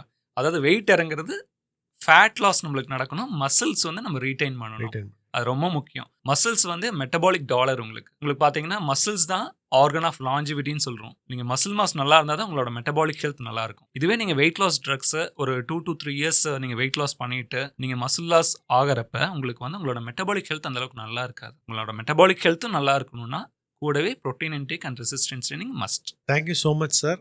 ஆக்சுவலாக வந்து வெயிட் லாஸ், அதோட பேசிக்ஸு, ஃபாஸ்டிங் என்னன்னு சொல்லிட்டு ரொம்ப சயின்டிஃபிக்காக எக்ஸ்பிளைன் பண்ணீங்க. கட்டாயம் வியூவர்ஸுக்கு இது கண்டிப்பாக புரிஞ்சிருக்கும். ஏன்னா நம்ம சயின்ஸ் அவங்க புரிஞ்சுக்கிற மூலம் தான் அவங்க ஒரு ஹெல்த்தி ஃபாஸ்டிங்காக இருக்கட்டும், டயட் ஃபாலோ பண்ணுறதுக்கு அவங்களுக்கு ஒரு கான்ஃபிடென்ஸ் வரும், ஒரு நாலேஜ் வரும். ஸோ தேங்க்யூ ஸோ மச் இவ்வளோ நேரம் வந்து எங்கள் பாட்காஸ்ட்டில் வந்து பார்ட்டிசிபேட் பண்ணதுக்கு. Thanks again for having me here in this podcast. Always more knowledge, better health. இத்தனை நேரமாக உங்கள் அட்டென்ஷன் கொடுத்ததுக்கு ரொம்ப நன்றி. ஸோ இந்த எபிசோட் கட்டாயம் உங்களுக்கு பயனுள்ளதாக இருக்குன்னு நான் நம்புகிறேன். ஸோ உங்களோட ஆதரவை வந்து சப்ஸ்கிரிப்ஷன்லையும் உங்கள் சந்தேகங்களை கமெண்ட் செக்ஷன்லையும் பதிவு பண்ணுங்கள். இந்த மாதிரி வேறு சில வீடியோஸ் எல்லாம் பார்க்கணுன்னா இங்கே இருக்கிற லிங்கை கிளிக் பண்ணுங்கள்.